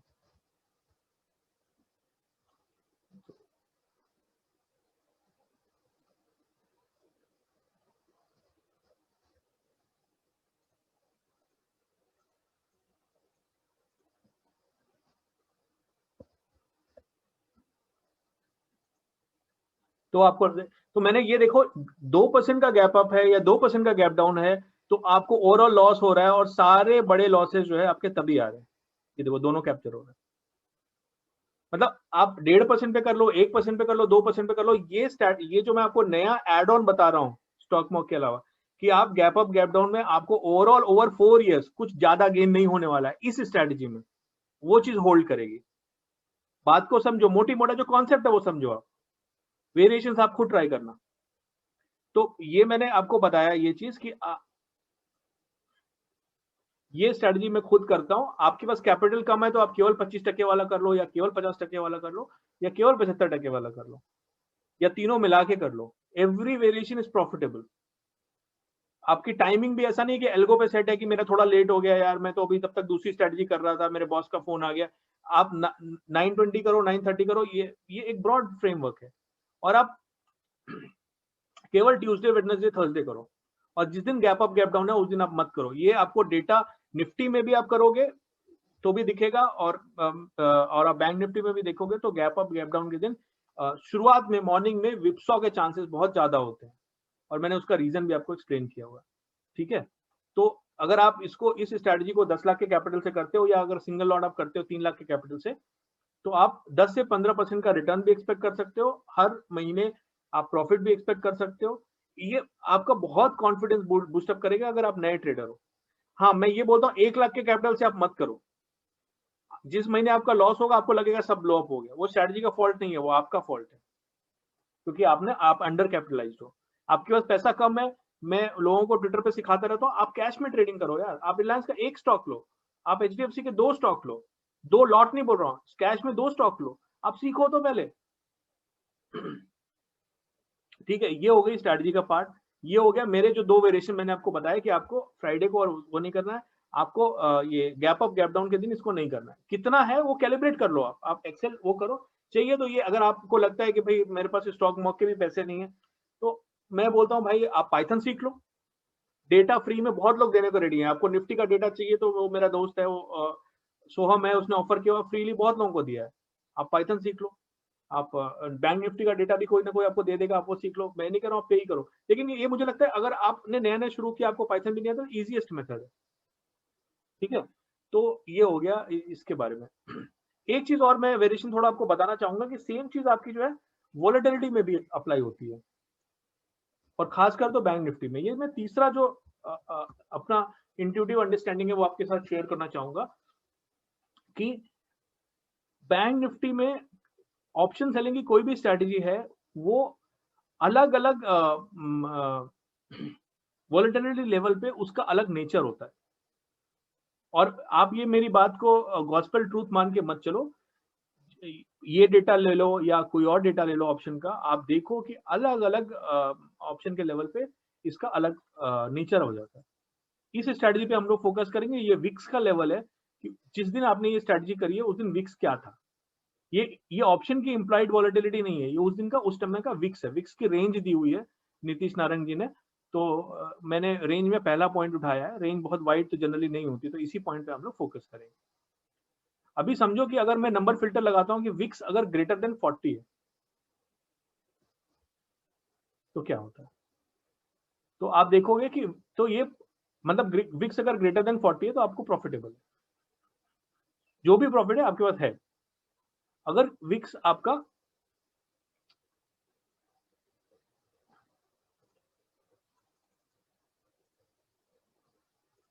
Less than 20 है, विक्स जब कम होता है दोस्तों, इस स्ट्रैटेजी का 2% के स्लिपेज के बाद ओवरऑल प्रॉफिट 6.5 लाख था। विक्स जब आपका कम होता है दोस्तों तो मेजर प्रॉफिट तभी बनता है। मैंने क्या डाला, विक्स 20 से कम हो। मैंने पहला एज क्या बताया था, पहले ही होली ग्रेल जो मैंने आपको बताई है, अगर आप पहली बार सुन रहे हो, पहली बार मेरे से बात कर रहे हो, position sizing is the holy grail. आपको मार्केट में लंबे समय तक टिके रहना है, सालों साल टिके रहना है। जब आप 20 साल रहोगे, पॉसिबल ही नहीं है कि आपने पैसा ना बनाया हो। 15% भी बहुत होता है दोस्तों। पहली होली ग्रेल है पोजीशन साइजिंग, स्ट्रैटेजी में, ऑप्शन सेलिंग में या और चीजों में नहीं होती। दूसरा होली ग्रेल है कि इस चीज को समझना कि कब ट्रेड नहीं करना है। तो ये स्ट्रैटेजी का जो जूस है दोस्तों, वो तब है जब विक्स आपका 20 से कम है, मैक्सिमम तभी हो रहा है। और 650 में से देखो टोटल ट्रेड्स कितनी है, टोटल ट्रेड्स हैं आपकी, जो मैंने डंप लिया था 600 है, और उसमें से जब मैं विक्स को लेस देन 20 कर दे रहा हूं तो 6.5 लाख में से 5 लाख प्रॉफिट आप तब भी कमा रहे हो, और आपकी टोटल ट्रेड्स 466 हो गई है 600 से घट के। तो मतलब आपने 140 ट्रेड हटा दी। ट्रेड हटाने का मतलब है आपका वो दिन भी फ्री है, क्योंकि ये एक दिन में आप ये स्ट्रेटजी लगाते हो, इससे इंट्राडे स्ट्रेटजी। मतलब 600 में से आपके 150 दिन भी फ्री हो गए। और ये तो ऑलरेडी ये ट्यूसडे वेडनेसडे और उस पर हमने पहले फिल्टर किया हुआ है, मतलब उसमें से भी कम हो गया आपका। मैंने बताया ना कि दूसरा होली ग्रेल क्या है ट्रेडर का, रिटेल ट्रेडर। इंस्टीट्यूशनल में, जैसे मैं एक इंस्टीट्यूशनल ट्रेडर हूँ एफएक्स में, मैं अपने इंस्टीट्यूशन के लिए काम करता हूँ। हमको मार्केट बनाना पड़ता है, कई बार हमको लोगों को रिलेशनशिप के लिए हमको प्राइसेस ऑफर करने पड़ते हैं।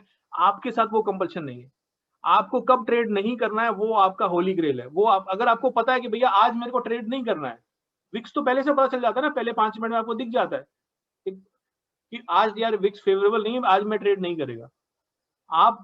और हमने पहले क्या बताया था, इस स्ट्रैटेजी में तो एटलीस्ट आपका आधे से ज्यादा प्रॉफिट खा जाता है स्लिपेज। और स्लिपेज कब नहीं होगा, जब आप ट्रेड करोगे नहीं। अगर आपने ट्रेड अपनी आधी कर दी without compromising on total profit, मतलब आपका टोटल प्रॉफिट उतना कम नहीं हुआ है लेकिन ट्रेड आपकी आधी हो गई है, तो आपका स्लिपेज भी कम हो गया, आपका ब्लो अप रिस्क भी कम हो गया, आपका फ्लैश क्रैश रिस्क भी कम हो गया, और आप फ्री भी तो हो गए। आप दूसरी स्ट्रैटेजीज कर सकते हो। इसलिए मैं अब जिन लोगों से मेरी बात होती है, इसलिए मैं बोलता हूं अगर आपके पास मल्टीपल स्ट्रैटेजीज है, आपको पता है कब किस दिन कौन सी स्ट्रैटेजी लगानी है। तो ये मेरी आपको तीसरी टेक अवे है जो मैं second part of the webinar में आपको दे रहा हूं। पहली क्या थी, भैया आप जुम्मे के दिन मत करो, आप सोमवार के दिन अपना दिन मत खराब करो, बड़ा लॉस हो सकता है, सोमवार मत करो, ट्यूसडे वेडनेसडे थर्सडे करो। दूसरा आपको क्या बताया मैंने कि जिस दिन गैप अप या गैप डाउन होता है वो आप देख लो। अगर आप बैंक निफ्टी कर रहे हो, मैंने आपको 1% भी दिखाया, 2% भी दिखाया, 1.5% भी दिखा है। मैं तो मानता हूँ 1% से ऊपर गैप डाउन गैप अप है, आप मत करो। You will not be compromising on major profits.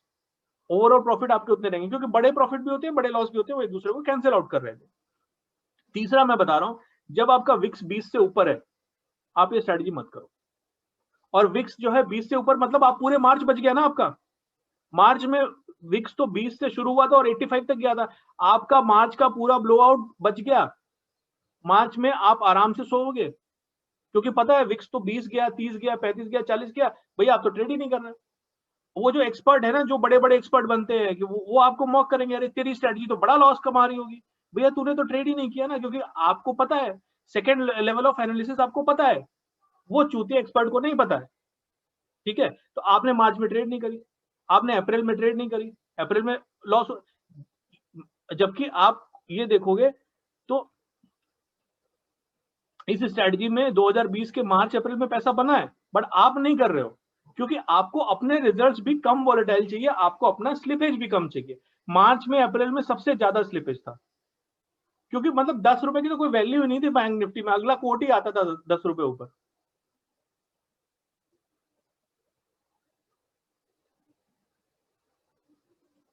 ठीक है, तो ये मेरा तीसरा टेक अवे आपको है second part of the webinar में, कि अगर बहुत हाई वो है तो मत करो। हालांकि मैं अगर आपको पर्सनल बताऊं, मतलब ये तो मेरी आपको रिकमेंडेशन है, पर्सनल मैं आपको बताऊं तो मैं एक विक्स की लेवल देखता हूं ट्रेड करने से पहले, कोई भी स्ट्रेटजी लेवल देखता हूं।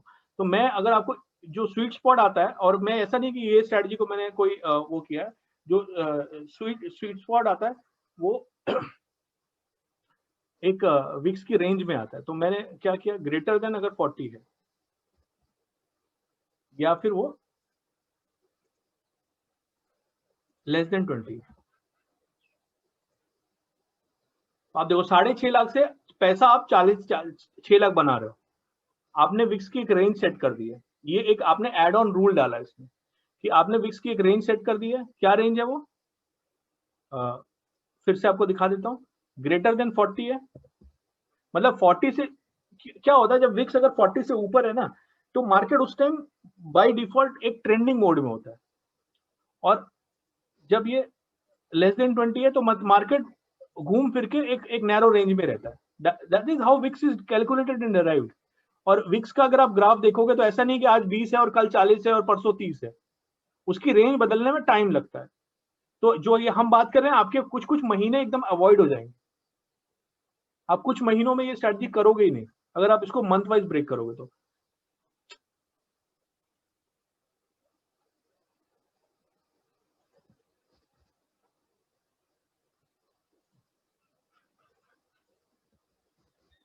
तो आप तभी कर रहे हो जब ये विक्स 40 से ऊपर है या 20 से नीचे। ये रिस्की हो जाता है, इसमें आपका मार्च और अप्रैल भी इंक्लूड हो जाता है, लेकिन आप सारे प्रॉफिट बचा ले जाते हो।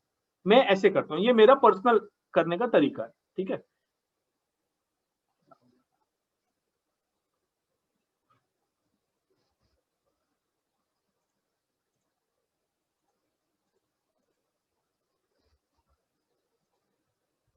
तो 6.5 लाख में से 6 लाख प्रॉफिट भी अपना बच गया, और नंबर ऑफ ट्रेड्स भी अपनी आधी हो गई।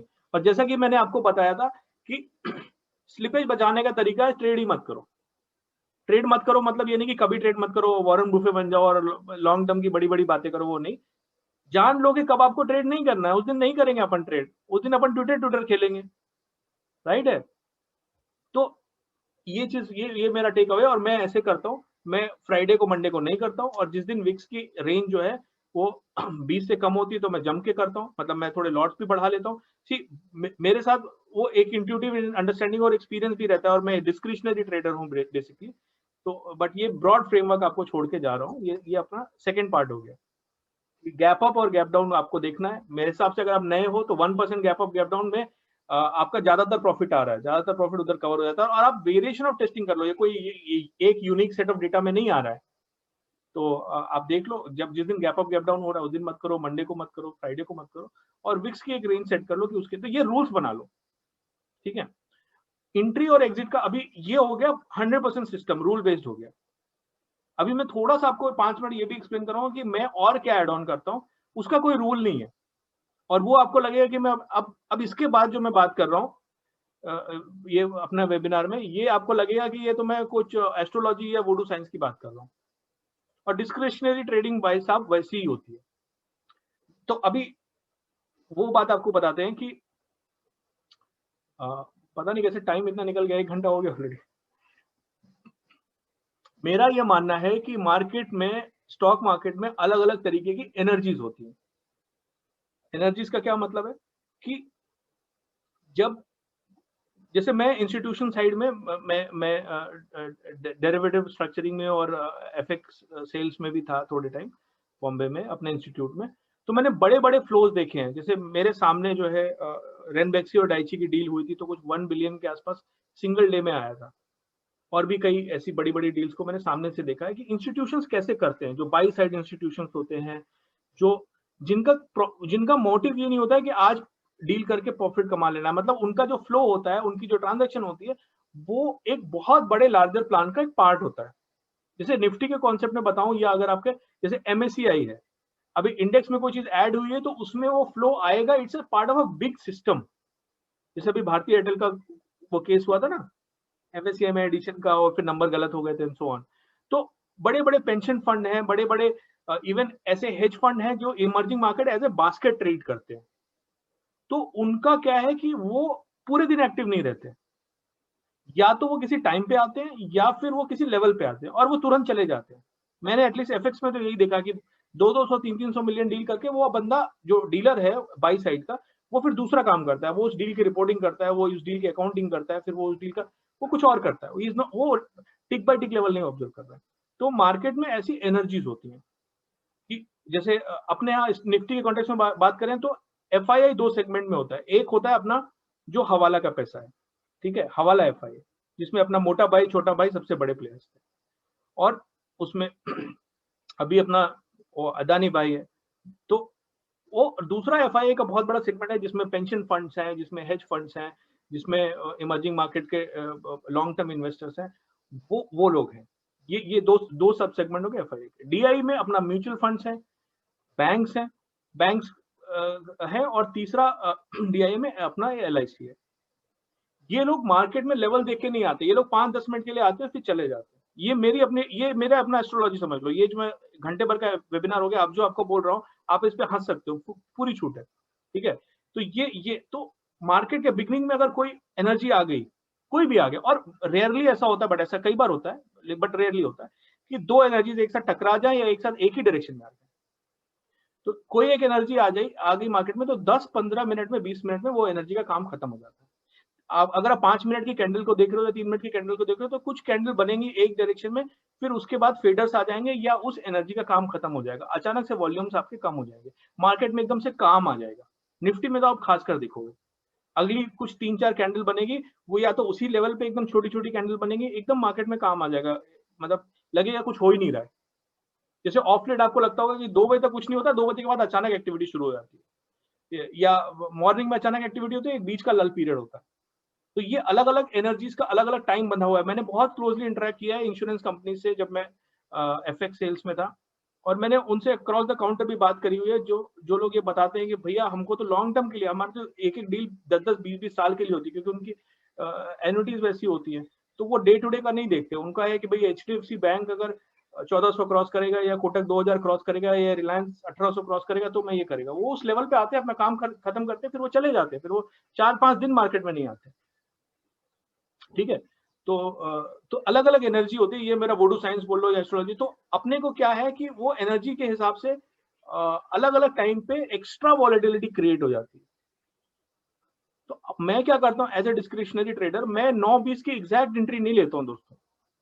अगर मैं देखता हूँ 9-15 से 9-20 में क्या डायनेमिक्स है मार्केट का, गैप अप गैप डाउन तो अपने वैसे ही अवॉइड कर दिया। उसके बाद अगर गैप अप गैप डाउन बहुत बड़ा नहीं हुआ है, अगर ट्रेड लेनी भी है, तो मैं एग्जैक्ट 9-20 पे नहीं लेता हूँ। I wait for market IVs to cool down a little bit. जो मार्केट की एनर्जी है, जो वो उसको मैं वेट करता हूँ कि वो खत्म हो जाए। वो कई बार 9-20 पे खत्म हो जाती है, कई बार 9-20-25 पे खत्म होती है, कई बार 10 बजे 10:30 बजे तक नहीं खत्म होती, लगता है भूचाल ही आया हुआ है आज तो। इसका बहुत अच्छा तरीका होता है कि आप देखो कि मतलब ये मैं एकदम थर्ड लेवल की आपको बात बता रहा हूँ, अगर आप ये सब नहीं देखोगे तो जो मैंने पहले 1 घंटे में कवर किया उससे आपका काम हो जाएगा। लेकिन मैं बता रहा हूँ किसी को इंटरेस्ट है तो, कि आप एटीएम कॉल और ओटीएम कॉल का जो डिके का रेशियो है उसको हर 3 मिनट पर एक्सेल में नोट करो, या अगर आप नए हो तो कॉपी पेन पे नोट करो। किसी पेड इंडिकेटर की जरूरत नहीं, किसी ग्राफ की जरूरत नहीं, समझे आप? एटीएम कॉल और एटीएम पुट, उसका आप ये प्राइस जो प्रीमियम है वो नोट करो, और नीचे लिखो ओटीएम कॉल ओटीएम पुट का, और उसका डीके का परसेंटेज देखो। वो आप 10 दिन ऑब्जर्व करोगे या मैक्सिमम 30 दिन ऑब्जर्व करोगे तो आपको पता लग जाएगा कि वॉल्स का नेचर कब चेंज हो रहा है। ये थोड़ी प्रैक्टिस की बात है दोस्तों। मैंने क्या बोला, एक्सेल में नोट कर लो। एटीएम का बहुत से ब्रोकर आपको एक्सेल में फीड डायरेक्टली भी देते हैं, तो आप आ जाएगा, आपका प्रीमियम आ जाएगा, एटीएम का प्रीमियम कॉल का और पुट का, और स्लाइड ओटीएम ले लो। मैं तो वो करता हूँ जहाँ पे सपोर्ट और रेजिस्टेंस दिखता है उसका मैं लेता हूँ, बट आप ऐसा भी कर सकते हो कि जहाँ पे ओपन इंटरेस्ट ज्यादा है। थोड़ा टेक्निकल जा रहा हूँ मैं, बट पता नहीं दूसरा मैं कब आपसे डिस्कस करूंगा, तो जो लोग जानने में इंटरेस्टेड है उसके लिए, कि ओटीएम जहाँ पे मैक्सिमम ओआई है वहां पे आप उसका नोट करते रहो, और हर 3 मिनट पे आप नोट करते रहो या ऑब्जर्व करते रहो कि वो ratio ideally in a market where you want to enter, जिस मार्केट में आप जाना चाहते हो, वो रेशियो घटना चाहिए स्लोली, और बहुत ही ब्यूटीफुल तरीके से घटना चाहिए। वो स्वीट स्पॉट होता है जब आप एंटर करोगे तो आपको बहुत फास्ट डिके मिलेगा, बहुत अच्छा डिके मिलेगा। ये एंट्री का तरीका है, और ये एकदम एस्ट्रोलॉजी वुडो साइंस है।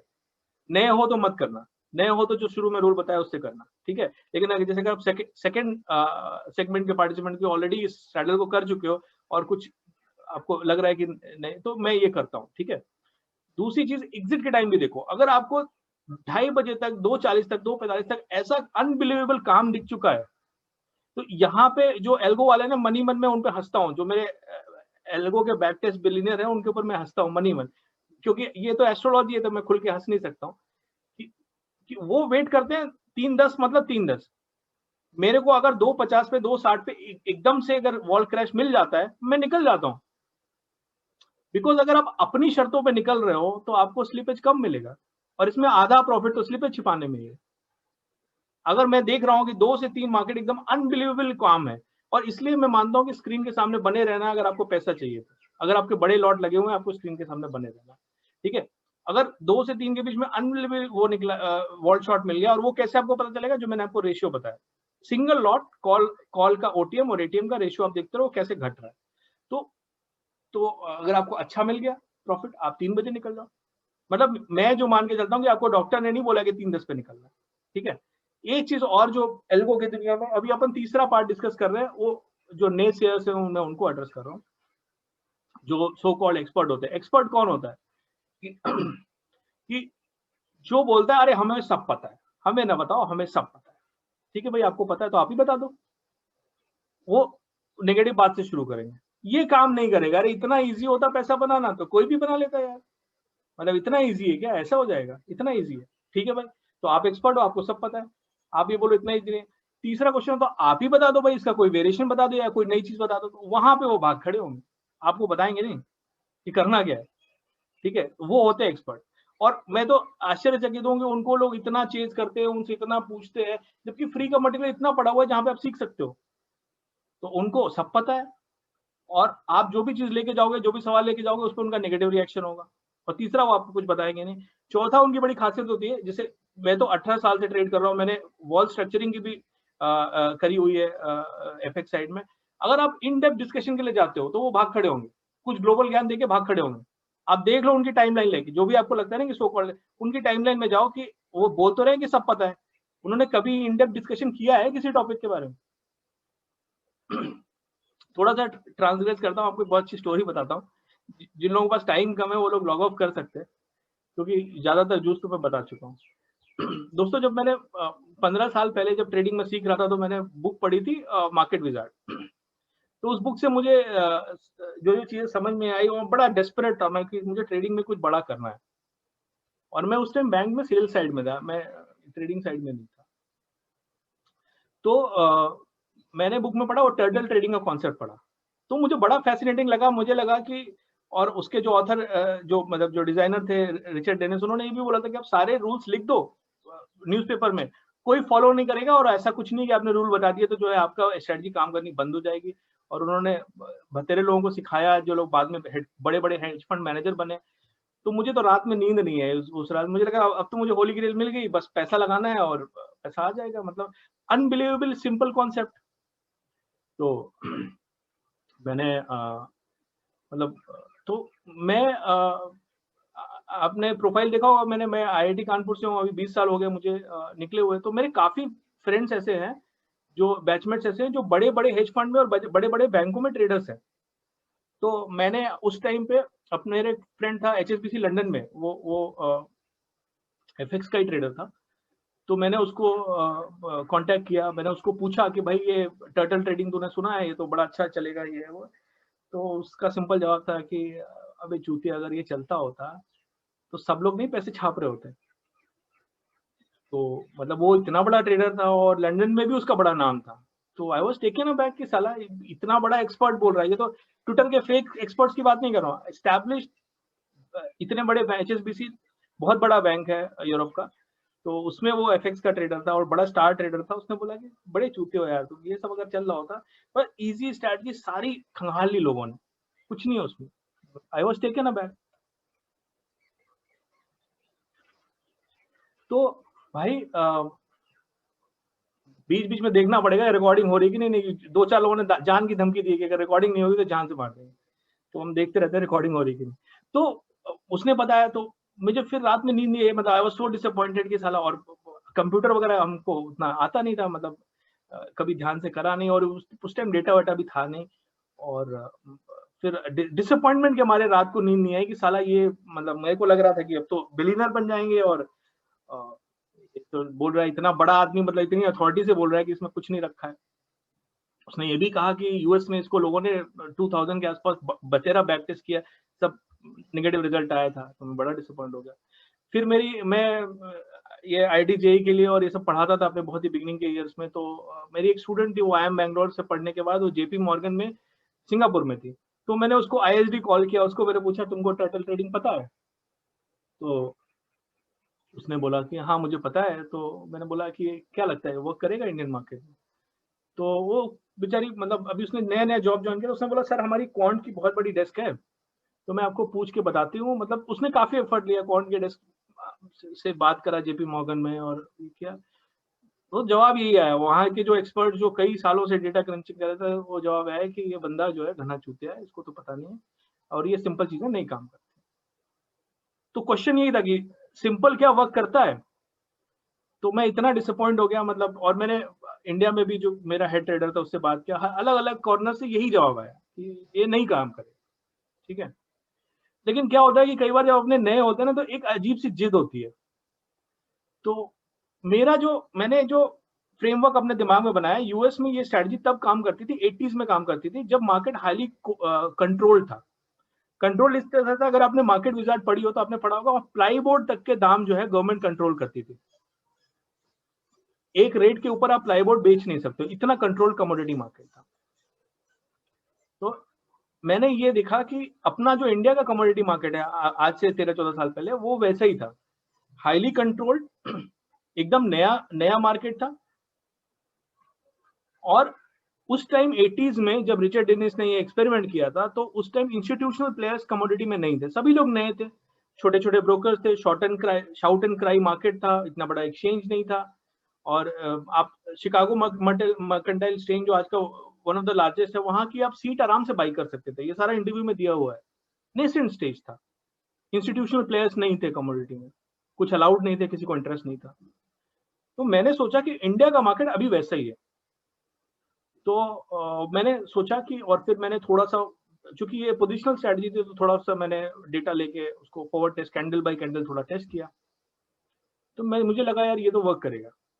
अगर नहीं वर्क करेगा तो चलो कोई बात नहीं, मतलब इतने बड़े बड़े एक्सपर्ट बोल रहे नहीं वर्क करेगा तो शायद ना करें। लेकिन क्या पता ये वर्क करे, क्या पता ये वर्क करे। तो उस टाइम मेरी सेविंग जो है कुछ 3-4 लाख रही होगी, और मैं इसमें कूद पड़ा, एकदम रिलीजियस तरीके से मैंने कूद पड़ा। एंड अगेंस्ट एक्सपर्ट एडवाइस की सिंपल चीज नहीं वर्क करती दोस्तों, और ये 15 साल पहले की बात है। और मैंने इतना पैसा कमाया उस स्ट्रेटजी पे, जो स्ट्रेटजी मैंने अपने टेलीग्राम पे भी डाली हुई है, जो रिचर्ड डेनिस ने भी डाली हुई है, और मैंने अपने ट्विटर पे भी शेयर करी हुई है। आप दोस्त करोड़ों रुपए की एमटीएम बिलीव करोगे, लेकिन जो मैं आपको फिगर बताऊंगा वो आप नहीं बिलीव करोगे। बस आप इतना समझ लो, मैंने बहुत पैसा कमाया, अपनी उम्मीद से ज्यादा पैसा कमाया एक सिंपल स्ट्रेटजी पे, और मैंने 5 साल वही स्ट्रेटजी में ट्रेड किया। समझ रहे हो? तो ये मेरा आंसर ये है कि सिंपल वर्क करता है दोस्तों। और एक्सपर्ट बाद में, अब मेरे को 15 साल हो गया, अब मैं एफएक्स ट्रेड कर रहा हूं, तो मैं बता रहा हूं कि वो एक्सपर्ट झूठ नहीं बोल रहे थे। मोस्ट ऑफ द एक्सपर्ट जो हैं वो, जैसे चाहे वो एचएसबीसी में हो, चाहे वो किसी बड़े इंस्टीट्यूशन में, मोस्ट ऑफ द एक्सपर्ट जो हैं वो सिंगल या डुअल एसेट्स में ट्रेड करते हैं। बात को समझो। और टर्टल ट्रेडिंग जो स्ट्रेटजी थी वो मल्टी एसेट स्ट्रेटजी थी, उसमें आपको 20 एसेट्स का बास्केट बनाना होता है। Turtle trading works only on commodity, वो केवल कमोडिटी पे काम करती है। तो उनको उस चीज का पता ही नहीं था। उनको कॉफी टेबल पे किसी ने बताया रहा होगा, वो आपसे वही बोल के इंटेलिजेंट साउंड कर रहे थे। आज जैसे मैं एफएक्स में ट्रेड करता हूं, तो अगर मैंने शुगर ब्राजील का ट्रेड किया ही नहीं है, या मैंने कॉफी ट्रेड नहीं किया हुआ है, तो मुझे नहीं पता है। लेकिन कोई पूछेगा तो I don't know is a very difficult answer. चूतिया लगूंगा ना मैं अगर भाई ब्राजील का कॉफी कैसा जा रहा है, तो generally people give some answer. तो वही हुआ था मेरे साथ। उन्होंने उस स्ट्रेटजी को ना तो समझा था, ना तो बैक टेस्ट किया था, लेकिन उन्होंने एक जनरल आंसर दे दिया था जो कॉफी टेबल में कभी उनके साथ डिस्कस हुआ होगा। आज तो बड़े बड़े इंस्टीट्यूशन में आप देखोगे तो ज्यादातर लोग बहुत ही फोकस काम करते हैं, उनको उस काम के बाहर नहीं ज्यादा पता होता है। तो आप किसी भी एक्सपर्ट की बात को फेस वैल्यू पे मत ले लो।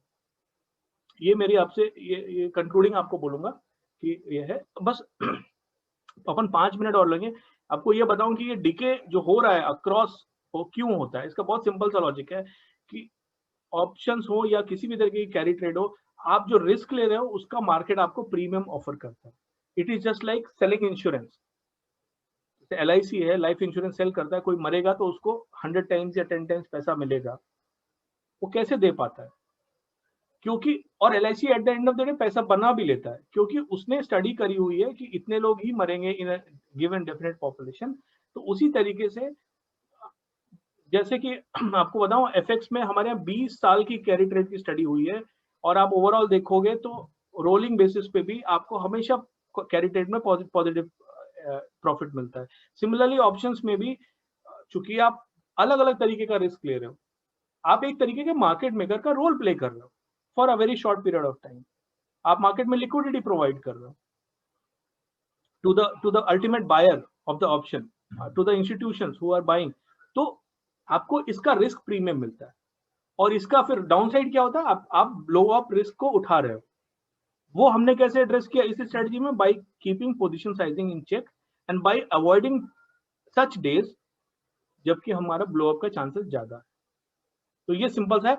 इसको अगर अंग्रेजी में बोलूं तो जो रियलाइज वॉलेटिलिटी होती है, कि आज मंडे की जो आने वाला मंडे है या जो बीता हुआ फ्राइडे है, उसकी जो रियलाइज वॉलेटिलिटी है, वो जो इम्प्लाइड वॉलेटिलिटी, मतलब जिस जिस रेट पे ऑप्शन ट्रेड हो रहा था उससे हमेशा कम पाई गई है। एफएक्स में तो हमने 20 साल की स्टडी करी थी, मैंने इक्विटी में स्टडी नहीं करी है, बट मैंने ऐसे कई स्टडीज को कई फोरम्स में देखा है जो लोगों ने ऑफर करा है। फ्यूचर मैग करके एक फोरम है, उसमें आप ज्वाइन कर सकते हो। ऐसे कई फोरम्स हैं जिसमें देखा है कि realised volatility on a rolling basis, एक आध 2 महीने का स्पाइक आएगा, बट अपन रोलिंग एवरेज की बात कर रहे हैं, वो हमेशा कम होती है इम्प्लाइड वॉलेटिलिटी उसका ग्राफ। तो यही सिंपल लॉजिक है दोस्तों। इसलिए आप ऑप्शन सेलिंग का कोई भी स्ट्रक्चर उठाओगे, ज्यादातर स्ट्रक्चर में आपको पॉजिटिव पे ऑफ ही मिलेगा, लेकिन उसमें छुपा होता है ब्लो आउट का रिस्क, और वो आपको पोजीशन साइजिंग से एड्रेस करना होता है। जो मैंने बताया कि 9 लाख की पोजीशन में आप 6 लॉट सेल करोगे, एक्सट्रीम मूव्स में भी आप इतना लॉस नहीं कमाओगे कि आप विद इन 6 मंथ्स रिकवर ना कर पाओ। ठीक है, तो ये सिंपल सा लॉजिक है कि ये स्ट्रेटजी वर्क क्यों करती है। और कुछ अपना रह गया? ठीक है, अगर कुछ बहुत बेसिक क्वेश्चन है तो मैं बाद में आपको एड्रेस करूंगा, शायद एक अलग से वीडियो बना दूंगा। आप अपने जल्दी जल्दी क्वेश्चंस लिख दो चैट में अगर कोई है तो, और उसमें से 2-4 क्वेश्चन हम लोग ले लेंगे।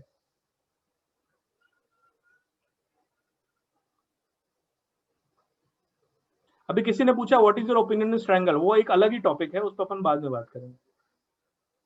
फ्यूचर मैग, या अगर आपको एक फोरम जिसपे मैं बहुत जाता हूँ, forexfactory.com, वो मैं एक अलग थ्रेड बना दूंगा। चलो इस पे भी मैं एक अलग छोटा सा थ्रेड बना दूंगा कि कौन कौन से फोरम है।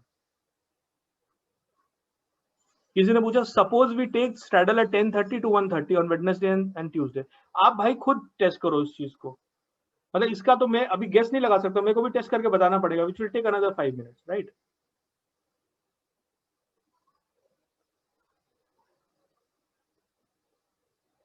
रिस्क पर ट्रेड तो मैंने वही बताया ना कि आप बैक टेस्ट करोगे तो आपको समझ में आएगा। जैसे कि ये किसी ने पूछा, राजेश जी ने पूछा कि मैक्सिमम एक्सेप्टेबल रिस्क, बहुत अच्छा क्वेश्चन है इन द सेंस कि आपको रिस्क पे ही फोकस करना चाहिए।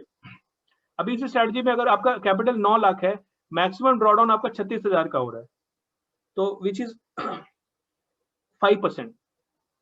तो मैं यही बोलूंगा कि मैक्सिमम आपका 5 to 10% का ड्रॉडाउन आपको एक्सेप्ट होना चाहिए। 5% यहां दिखा रहा है तो मतलब इसका 3 गुना मान के चलो रियल लाइफ में हो सकता है। अगर ये ड्रॉडाउन 36,000 का दिखा रहा है तो रियल ड्रॉडाउन आपका 1 लाख तक जा सकता है। तो 9 लाख का कैपिटल है तो आपका 1 लाख का लॉस एक दिन में भी हो सकता है दोस्तों। ऑप्शन डेंजरस चीज है, लेकिन आप रिकवर कर लोगे अगर आप उसको सिस्टमेटिकली रोलिंग बेसिस पे करते रहोगे। तो ये आपका ऑप्शन का बेसिक नेचर होता है, बिकॉज आप हायर रिस्क ले रहे हो तो आपको हायर रिवॉर्ड भी मिलेगा, ठीक है। Sir miss the main webinar के, हाँ रिकॉर्डिंग तो मिलेगी भैया, कितना बार बोला मैंने, रिकॉर्डिंग मिलेगी। होपफुली आपको दिख रहा होगा कि यहाँ रिकॉर्डिंग हो रही है तो मिलनी चाहिए अब। लेकिन हाँ, रिकॉर्डिंग के बारे में बता दो, मेरे को देखो टेक्नोलॉजी बिल्कुल नहीं आती है, तो अभी मैं रिकॉर्डिंग में किसी की हेल्प लेने वाला हूँ, और उसने मुझे बोला कि ये सारा दो घंटे से ऊपर अपने को होने वाला है। तो दो घंटे का जो डेटा होगा वो बहुत बड़ा डेटा होगा, कैसे ट्रांसफर करूंगा उसको, कैसे वो कट करेगा, स्लाइस करेगा, जिस टाइम पे थोड़ा सा शुरुआत में चुतियाप्स हो गया था वो हटाएगा, ये सब में टाइम लगेगा। तो आप मान के चलो 5 से 7 दिन लग सकते हैं आपको रिकॉर्डिंग मिलने में। हाँ, for margin reduction can we do hedging. देखो ये बात मैंने स्टैडल की करी है, और ये स्टैडल फुल मार्जिन से है। तो अगर आपको इसमें हेजिंग इंट्रोड्यूस करनी है तो मैं बोलूंगा कि आप थोड़ा सा चंदा दो नीतीश नारायण जी को, आप या फिर आप पाइथन सीखो। पाइथन के लिए बहुत अच्छे अच्छे कोर्सेज ऑनलाइन है। मुझे कोई बोल रहा था कि मतलब फ्री के कोर्सेज भी कई हैं। पाइथन सीखना है तो मेरे एक अभी मैं एक काम करूंगा, पाइथन सीखना है करके मैं ऐसा डालूंगा, मुझे मुझे भी नहीं आता पाइथन, मुझे पाइथन सीखना है। और उम्मीद करूंगा कि जो मेरे ट्विटर के फ्रेंड्स हैं वो फ्री रिसोर्सेज का एक थ्रेड बना देंगे, तो आप पाइथन सीख लो। और अगर आपको शॉर्ट में करना है तो आप इसमें ये डिस्क्लेमर ये भी दूंगा, स्टॉक मार्क में जो है डेटा होता है वो 1 मिनट ओपन हाई का होता है, तो जो एक्सट्रीम विक है वो ये लोग कैप्चर नहीं करते, वो कैप्चर करना बहुत ट्रिकी भी होता है। तो इसलिए स्टॉक मार्क जो है वो एक बेसिक फ्रेमवर्क बताता है कि किस टाइप की स्ट्रेटेजी कौन से एनवायरनमेंट में ज्यादा काम करने की उम्मीद है। उसको आप डॉट टू डॉट लेके चलोगे तो ये अप्रोच ही गलत है।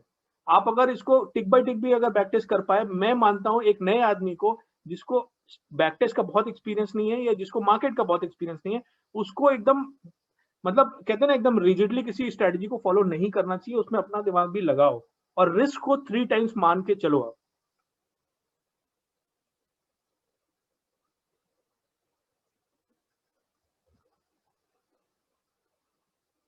Can you give overview on compounding also when to compound. देखिए मैं कंपाउंडिंग पे एक अलग से वेबिनार ले लूंगा। अभी छोटा सा आपको कंपाउंडिंग जो है बहुत ही ज्यादा सीरियस टॉपिक है आफ्टर पोजीशंस आई थिंक इसमें, लेकिन इसे स्ट्रेटजी स्पेसिफिक बताऊं तो आपको ये बोल सकता हूं कि कंपाउंड आप स्लोली करो। अगर आपने पहले साल आपको जैसे कि सपोज करो कि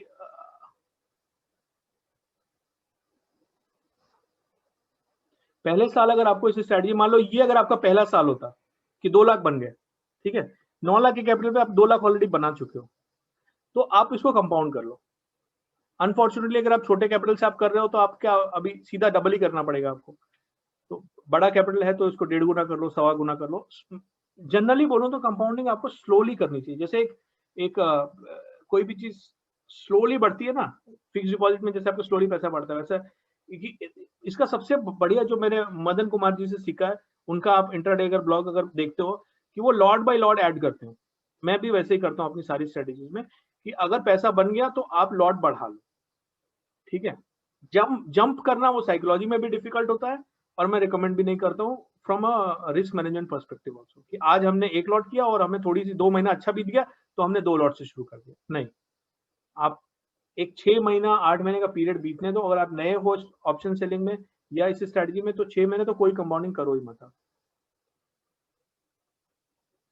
हाँ, हम सिंगल स्ट्राइक की बात कर रहे हैं। एटीएम स्ट्राइक जो है बहुत स्पेसिफिक होता है, उसी की बात हो रही है यहाँ पे। जय ने पूछा है कि हाँ, तो सेलिंग आप साथ में कर सकते हो, जैसे कि आपको 3 लॉट आपने 920 पे बैंक निफ्टी का सेल कर दिया कॉल का एटीएम, और 3 लॉट पुट जो है एटीएम अपने सेल करते हैं, तो सेलिंग आपकी 1 सेकंड में हो गई। उसके बाद आप राइट क्लिक करके जब एसएल सेट करते हो तो उसमें 1 लॉट का एसएल अलग लगाओ, 2 लॉट का 50% पे लगाओ, 3 लॉट का 75% पे लगाओ।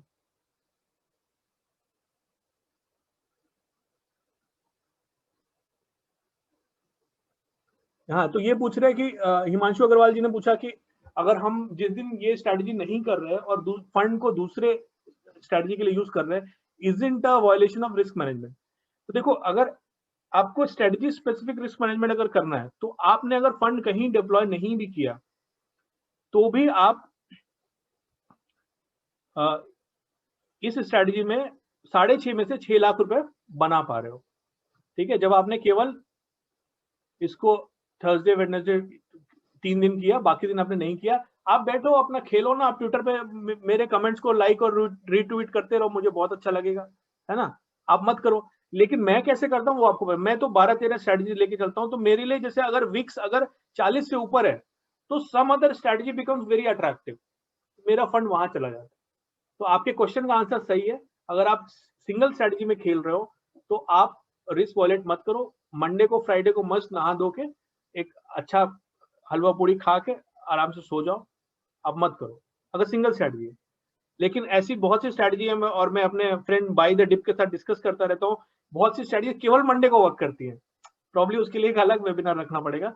तो बहुत सी स्ट्रेटजी ऐसी हैं जो केवल फ्राइडे को वर्क करती हैं, तो मैं तो अलग अलग स्ट्रेटजी लगाता रहता हूँ। बट आप अगर सिंगल स्ट्रेटजी है या 2-3 स्ट्रेटजी भी कर रहे हो तो आप इस कैपिटल को कहीं और मत लगाओ, नहीं तो फिर आप मत करो। तो होली ग्रेल इसमें भी है, व्हेन नॉट टू ट्रेड, कब ट्रेडिंग नहीं करनी है, वो डिसिप्लिन होना जरूरी है। आपके अंदर अगर कंपल्शन आ गया ना, एडिक्शन आ गया, या ट्रेड नहीं करूंगा ना, आज मन नहीं लग रहा है यार, ये तो एंटरटेनमेंट की चीज नहीं है।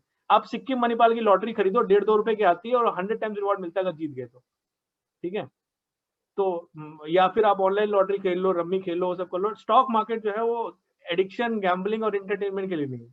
मार्केट देखते रहो क्या हो रहा है, बैंक निफ्टी अच्छा 4% ऊपर खुला, आज अपन कोई ट्रेड तो नहीं करेंगे लेकिन देखेंगे क्या हो रहा है, 5 मिनट कैंडल में देखते हैं, फिबोनाची बनाओ उसका, सब जितने जो बड़े बड़े ट्विटर वाले हैंडल सिखाते हैं वो सब देखो, मत करो ट्रेडिंग। हाउ मेनी से अच्छा, पर्सनल टाइम सिर्फ कम है, देखो मैं पर्सनल क्वेश्चंस के सारे ट्विटर पे आंसर करता रहता हूँ, एक्सेप्ट माय रियल नेम और मेरे बच्चे कौन से स्कूल में जाते हैं वो छोड़ के सब बताता रहता हूँ। तो ये मैं कितनी स्ट्रेटजीज करता हूँ, मैं यार काफी 12-15 स्ट्रेटजीज करता हूँ, but that should not be relevant to you. Can you suggest relatively safe instrument for hedging which can be used as margins? नहीं देखो, अभी उस पर भी एक अलग वेबिनार होना चाहिए। आप लोग एक काम करूंगा, मैं वेबिनार के टॉपिक्स पूछ लूंगा और मैं आपसे मैं मैं अपना पैसा कभी प्लेज नहीं करता हूँ, मेरा पैसा जो है मैं प्लेज नहीं करता हूँ। और वो यार अपन पैसा बनाने बैठे हैं 15%, 18%, मैं तो मतलब भगवान की दया है, इस ये साल छोड़ दो, ये साल मेरा खराब था, नहीं तो पिछले 15 साल में हर साल में 30-40% निकाल ही लेता हूँ। ठीक है, अपने कैपिटल पे। यार मैं उसके एडिशनल 1%, 2%, 3% के लिए साला प्लेज करो। प्लेज करने में you are taking a risk against broker also. Karvy के केस में क्या हुआ, जितना भी प्लेज शेयर्स था, कार्वी ने वो शो करना ही बंद कर दिया, आप अगले दिन लिक्विडेट नहीं कर सकते हो। और this happened in a very volatile market, एक वोलेटाइल मार्केट में हुआ था वो, मार्च के बाद किसी महीने में हुआ था, जब साला मार्केट मूव कर रहा है, आपने मान लो रिलायंस का शेयर खरीदा हुआ है, निफ्टी का कुछ निफ्टी 20 ये वो किया हुआ है, प्लेज किया हुआ है, कल के भगवान न करे आपका ब्रोकर जो है दुकान बंद कर देता है, तो आप चाहते हो कि मैं अपना प्लेज वाला शेयर बेच लूं बिकॉज मार्केट इज मूविंग। और वो बस उसको करना क्या, आप वो पुराने ब्रोकर तो चले गए ना, कि जहां सब ब्रोकर के यहाँ जाके आप मारपीट करोगे, उन्होंने वेबसाइट अपनी डाउन कर दी थोड़े दिन के लिए। तो मैं तो प्लेज नहीं करता हूँ भैया, आपको करना आप प्लेज करो, बट इस क्वेश्चन का मैं आंसर नहीं कर सकता हूँ कि can you suggest relatively safe instrument to pledge. Every instrument is risky और मैं प्लेज नहीं करता। मेरे को वो एडिशनल 5% नहीं चाहिए अब साल का। मैं ज्यादा मेहनत करेगा, मैं क्रूड ऑयल भी खेलेगा, मैं गोल्ड भी खेलेगा, मैं 5% कहीं और बनाएगा जहां मेरा फुल कंट्रोल है। और मैं ब्रोकर्स भी 5 डिवाइड करके रखता हूँ, मेरे थोड़ा बड़ा कैपिटल है, एक ब्रोकर पे पूरी आस्था नहीं। मैंने बड़े बड़े लोगों को डूबते देखा पिछले बुल रन में, तो भैया छोटा भाई जो एडीएजी कहलाते हैं वो गॉड थे इक्विटी मार्केट्स के। Reliance power, Reliance capital, Reliance communication, एक कंपनी जिसका कोई एसेट ही नहीं था, RNRL, आपने बहुत लोगों ने नाम नहीं सुना होगा, रिलायंस नेचुरल गैस समथिंग, उसकी केवल एक दो पाइप, साला 40 टाइम्स 50 टाइम्स वो अभी कटोरा लेके घूम रहे हैं।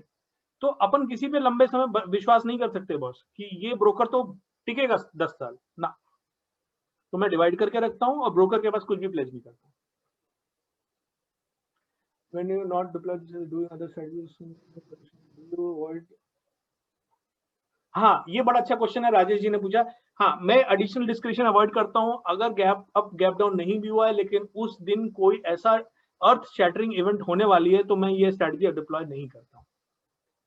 ये आप मान सकते हो कि उस दिन का मैंने ये डिस्क्रिप्शन किया। और अच्छा, इस पे एक और 5 मिनट का बोलना चाहूंगा कि बहुत से जो वेल मीनिंग जिन्होंने बैक टेस्ट कराया वो बोलते हैं कि take every trade which your algo throws. मैं नहीं मानता। अभी इसमें से जो लोग एक्सपर्ट देख रहे होंगे वो बहुत हंस रहे होंगे मेरे ऊपर, बट मेरे को चलेगा।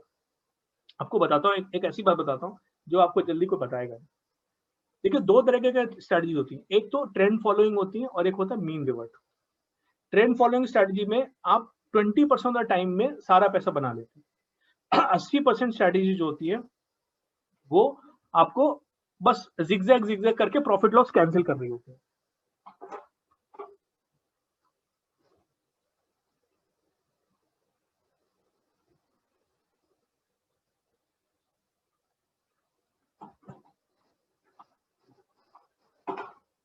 हाँ सॉरी दोस्तों, मैं थोड़ा एक पानी लेने चला गया था।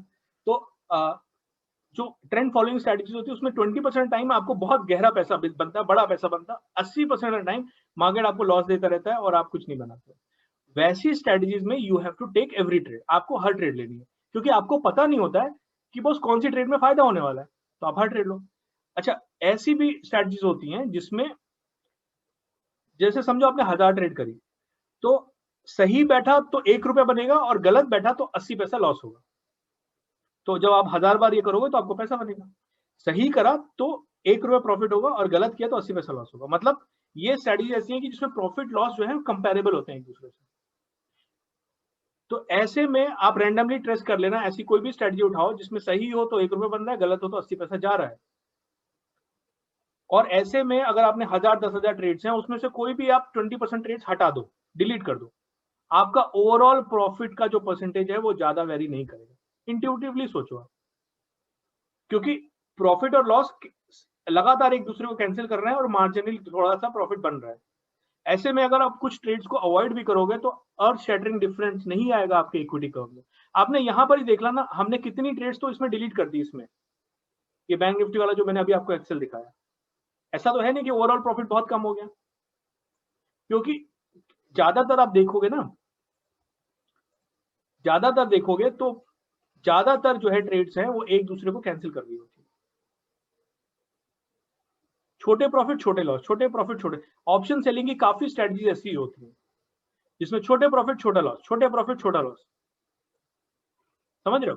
तो ऐसे में अगर आप इलेक्शन डे को नहीं करोगे, कोई कहीं का प्रेसिडेंट असैसिनेट हो गया इराक में, मतलब आपने देखा कि आपकी स्ट्रेटजी प्रॉफिट में है और अचानक से, इसीलिए मैं टीवी भी देखता हूँ, और अचानक से न्यूज आई कि जो है जैसे एक दिन आया था न्यूज, आप लोग तो अगर नया शुरू किया तो ये सब न्यूज आइटम्स आपको पता नहीं होंगे, जापान में सुनामी आ गई, तो मैं अपना स्टैडल फटाक से बंद कर दूंगा अगर मेरे पास टाइम है तो।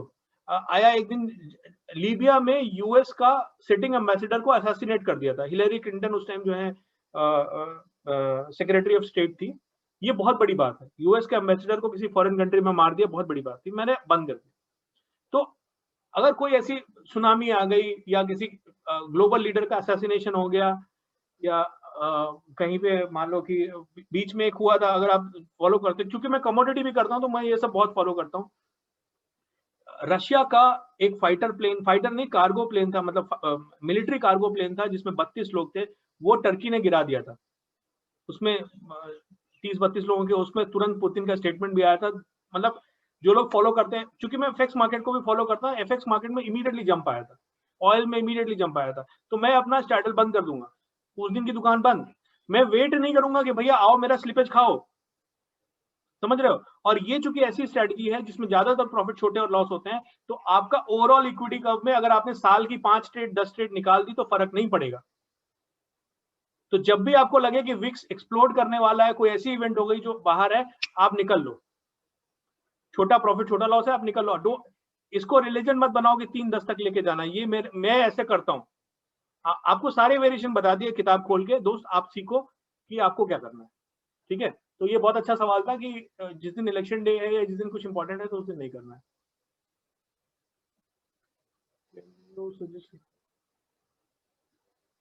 नहीं नहीं, ये तो मैंने पहले ही बता दिया ना, अगर आपका एक लेग का, ये हुकुम जी, अगर एक लेग का एसएल हिट भी हो गया, दूसरे लेग का आपको एग्जिट नहीं मारना, उसको चलते देना है। अगर आपके पास 2 लाख है तो सिंगल लेग विद 25% एसएल आप निफ्टी करो। अगर आपके पास 2 लाख है तो निफ्टी करो, बैंक निफ्टी मत करो, और एक ही लॉट करो। और ज्यादा, बहुत ज्यादा ऐसा नहीं कि 2 लाख पे 2 लाख के रिटर्न की उम्मीद मत करना। मैं जैसे बोला 15%, 20% की उम्मीद करो। आपको लगेगा अरे ये तो थोड़ा पैसा नहीं है, मेरे तो लोन नहीं चुक पाएगा, मैंने क्रेडिट कार्ड पे लोन लिया, ये किया वो किया। स्टॉक मार्केट आपकी बाकी प्रॉब्लम सॉल्व करने की जगह नहीं है। पहले सीखो, कैपिटल धीरे धीरे बढ़ाओ, सेफ हो जाओगे। तेंदुलकर भी आता है टेस्ट मैच में तो पहले 2-3 ओवर तो ऐसे ही बर्बाद कर देता है ना, कि भाई जम रहे हैं अभी तो अपन नहीं मारेंगे पहली बॉल पे छक्का, 2-3 ओवर तो आप खेलो। What is the view of trading? अब USD option selling same concept चलेगा, जबकि मैंने बताया ना कि हमने तो 20 साल की हमने एफएक्स में स्टडी कर दी, मल्टी एसेट हमने, टर्किश लीरा, सारे इमर्जिंग मार्केट की सभी करी, कोरियन वॉन की और रुपी की, आईडीआर की, इंडोनेशियन रुपी की, सबका करा था। और हमारी कॉन टीम ने, और ये आया था कि आप कोई भी करोगे, जैसे अगर फॉरवर्ड आप रिसीव करते हो या ऑप्शन, फार डेटेड ऑप्शन सिस्टमेटिकली सेल करते हो, तो आपको अंत में प्रॉफिट बनना ही है। ड्रॉडाउन के बड़े बड़े पीरियड आएंगे लेकिन आप ओवरऑल प्रॉफिट बनाओगे। तो यूएसडी का अलग से कभी वेबिनार ले लेंगे अगर लोगों का। Mock, the mock stock slippage is 2%। Is this 2% slippage का मतलब 100 रुपए अगर आपका ट्रिगर प्राइस था तो आपको 102 मिला। ठीक है भाई, अभी तो अपना 2 घंटे होने को आ गया। और सवाल है तो जल्दी बता दीजिए।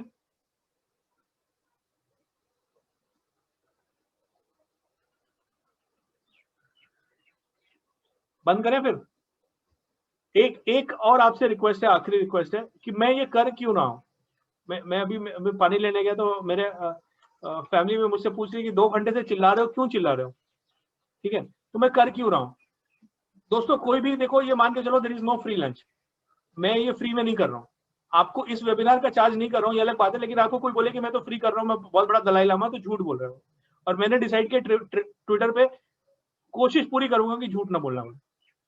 अब आप पूछोगे कि मेरी कितनी गर्लफ्रेंड है तो शायद झूठ बोलना पड़े, लेकिन मेरा ये आइडिया है कि पहले मेरे बहुत कम फॉलोअर्स थे। मुझे ये लगता है कि अगर आपका सोशल मीडिया में ज्यादा प्रेजेंस है तो ये आपको अलग अलग तरीके से हेल्प करता है, आपका इन्फ्लुएंस बढ़ाता है, आपको इमरजेंसीज में आप you are better place to seek help.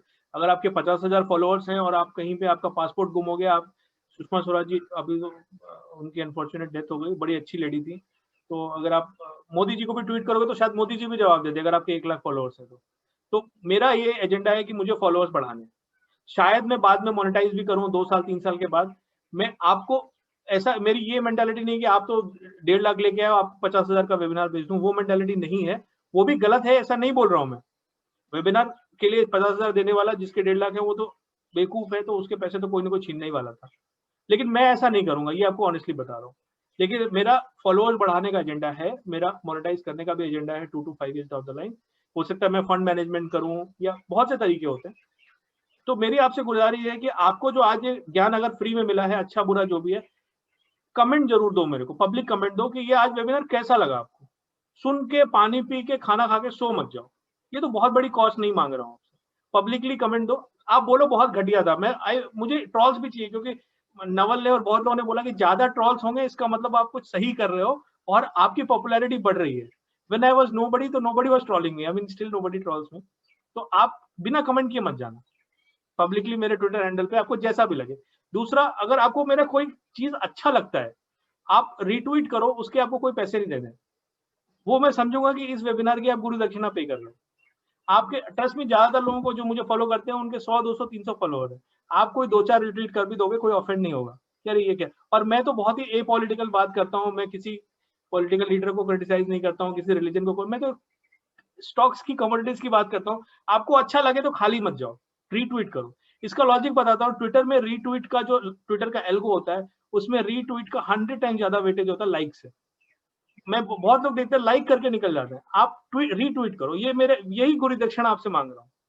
ये वेबिनार आपके लिए फ्री इस सेंस में नहीं है, I want you to help me in my getting more followers, और उसके लिए आपको रीट्वीट करना है। सारे ये नहीं बोल रहा हूँ कि भक्त बन जाओ, हर ट्वीट को साला रीट्वीट किए पड़े, वो आपकी इच्छा, आप भक्त बन जाओगे तो अच्छी बात है, लेकिन जो अच्छा लगे आपको, तो मेरे हैंडल से आपको खाली नहीं लौटना है। और जो लोग रीट्वीट करेंगे मैं उनको नोटिस करता हूँ, उसमें से बहुत लोगों से मेरी फोन पे बात शुरू हुई है, मैंने बहुत बड़ा नेटवर्क बना लिया है अच्छे लोगों का, शायद आपको भी नोटिस करूं और डेफिनेटली नोटिस करूंगा। तो यही मेरी गुरु दक्षिणा, अगर आपको कुछ समझ में आया, अगर आपने कुछ सीखा है, तो मेरे अच्छे ट्वीट्स को रीट्वीट करना ना भूलें। अगर आज 100 लोगों का मैं वेबिनार ले रहा हूँ, अगर 25 लोगों को भी लगा कि हाँ ये बात तो यार मुझे पता नहीं थी, ये इस लौंडे ने नई बात बताई है, ठीक है, तो मतलब 25 ट्वीट्स का आप रीट्वीट कर दो, समझ रहे हो। आगे भी मैं वेबिनार करता रहूंगा अलग अलग टॉपिक में। मतलब मैंने तो ये मजाक में वो किया था, क्या कहते हैं, बोला था कि मैं वेबिनार करूंगा, मुझे लगा कोई, it was just a joke. मतलब 1000 लोगों ने इसको रीट्वीट कर दिया और 1000 लोगों ने लाइक कर दिया, तो मुझे, मेरे प्रेशर आ गया कि साला कुछ तो बताना पड़ेगा, वरना ये सारी चीजें आपको कोई नहीं बताता है। लोग बड़े बड़े इंडिकेटर भेजते हैं। और दोस्त, मैंने आपको जो कहानी सुनाई थी टर्टल ट्रेडर वाली, ध्यान रखना, सिंपल वर्क्स। अगर कोई बोलता है simple does not work, onus is on him. ये दायित्व तो उस आदमी का है, ये जिम्मेदारी उस आदमी की है जो आपको डिस्करेज कर रहा है, कि प्रूव करके दिखाए कि ये क्यों नहीं काम करता है। नहीं तो मैं नहीं करूंगा, बड़ा पैसा लगा दो, लेकिन आप जिद पे अड़ जाओ कि क्यों नहीं वर्क करता, फाइंड करो क्यों नहीं करता किसी बड़े आदमी की। और ट्विटर पे ज्यादातर लोग जो बड़े बड़े एक्सपर्ट बनते हैं वो फेक है। आप मेरे बारे में भी सोच सकते हो, मैं दिखा देता हूँ आपको। ये मेरा थॉमसन रॉयटर्स का आईडी है, सॉरी ये टर्मिनल है, ये मेरा ट्रेडिंग टर्मिनल है। मैं वाकई में एफएक्स ट्रेडर हूँ, इंटरेस्ट रेट ट्रेडर हूँ। इसमें एक फाइनेंशियल इंस्टीट्यूशन में, मैं ज्यादा आपको बता नहीं सकता उसके बारे में। ये जैसे कि हमारा स्कैनर है जिसमें मैं ये,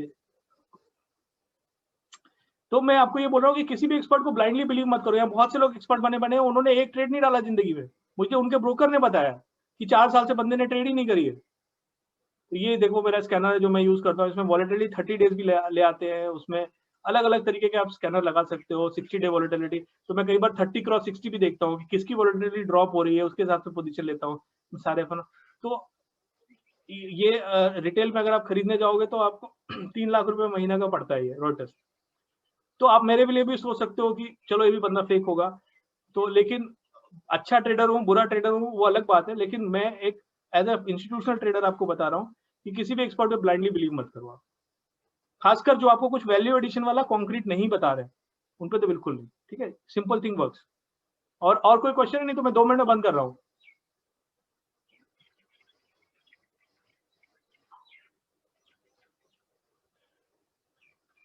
हाँ तो मैं बंद करूँ अब भाई, 2 घंटे होने को आ गया। थैंक यू एवरीवन, और होपफुली ये अपन इसको रिकॉर्ड कर पाए। तो now I am disconnecting it. Thank you so much.